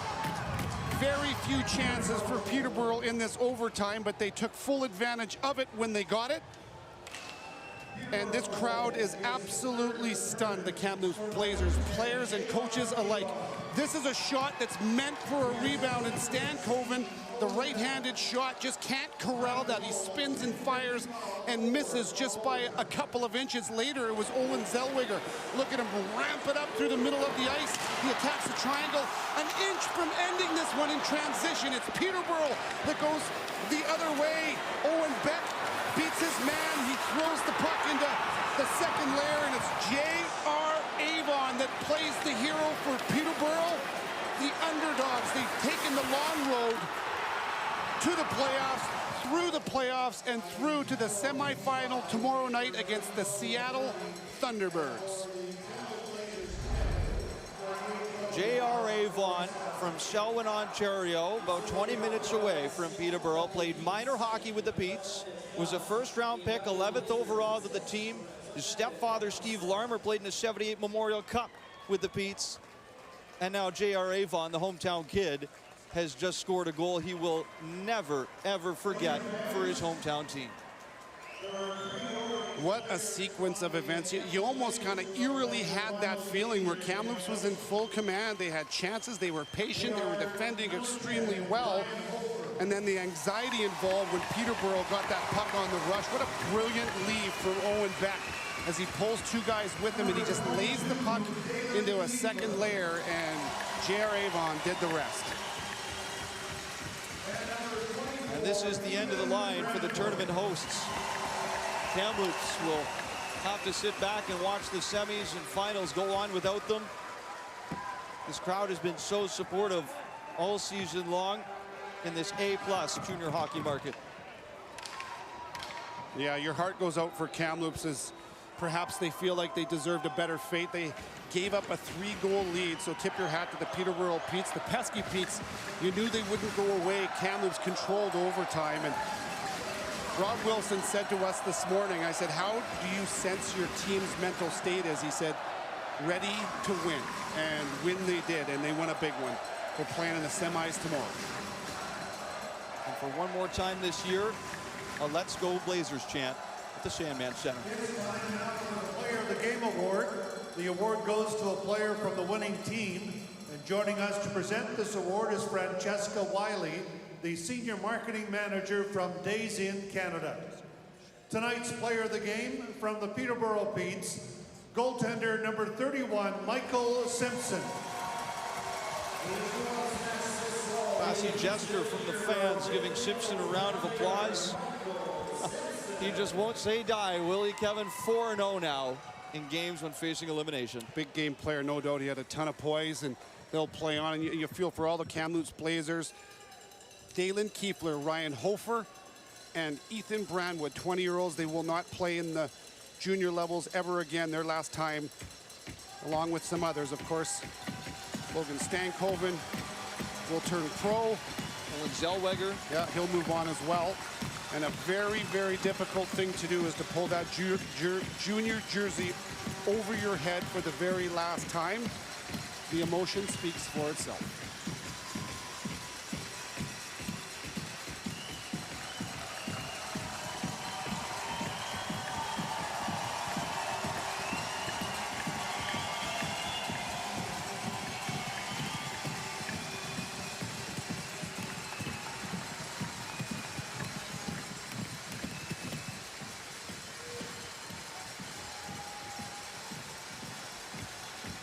Logan Stankoven, the emotion pouring out, but head held high, chest out, the hometown boy with pressure all over him.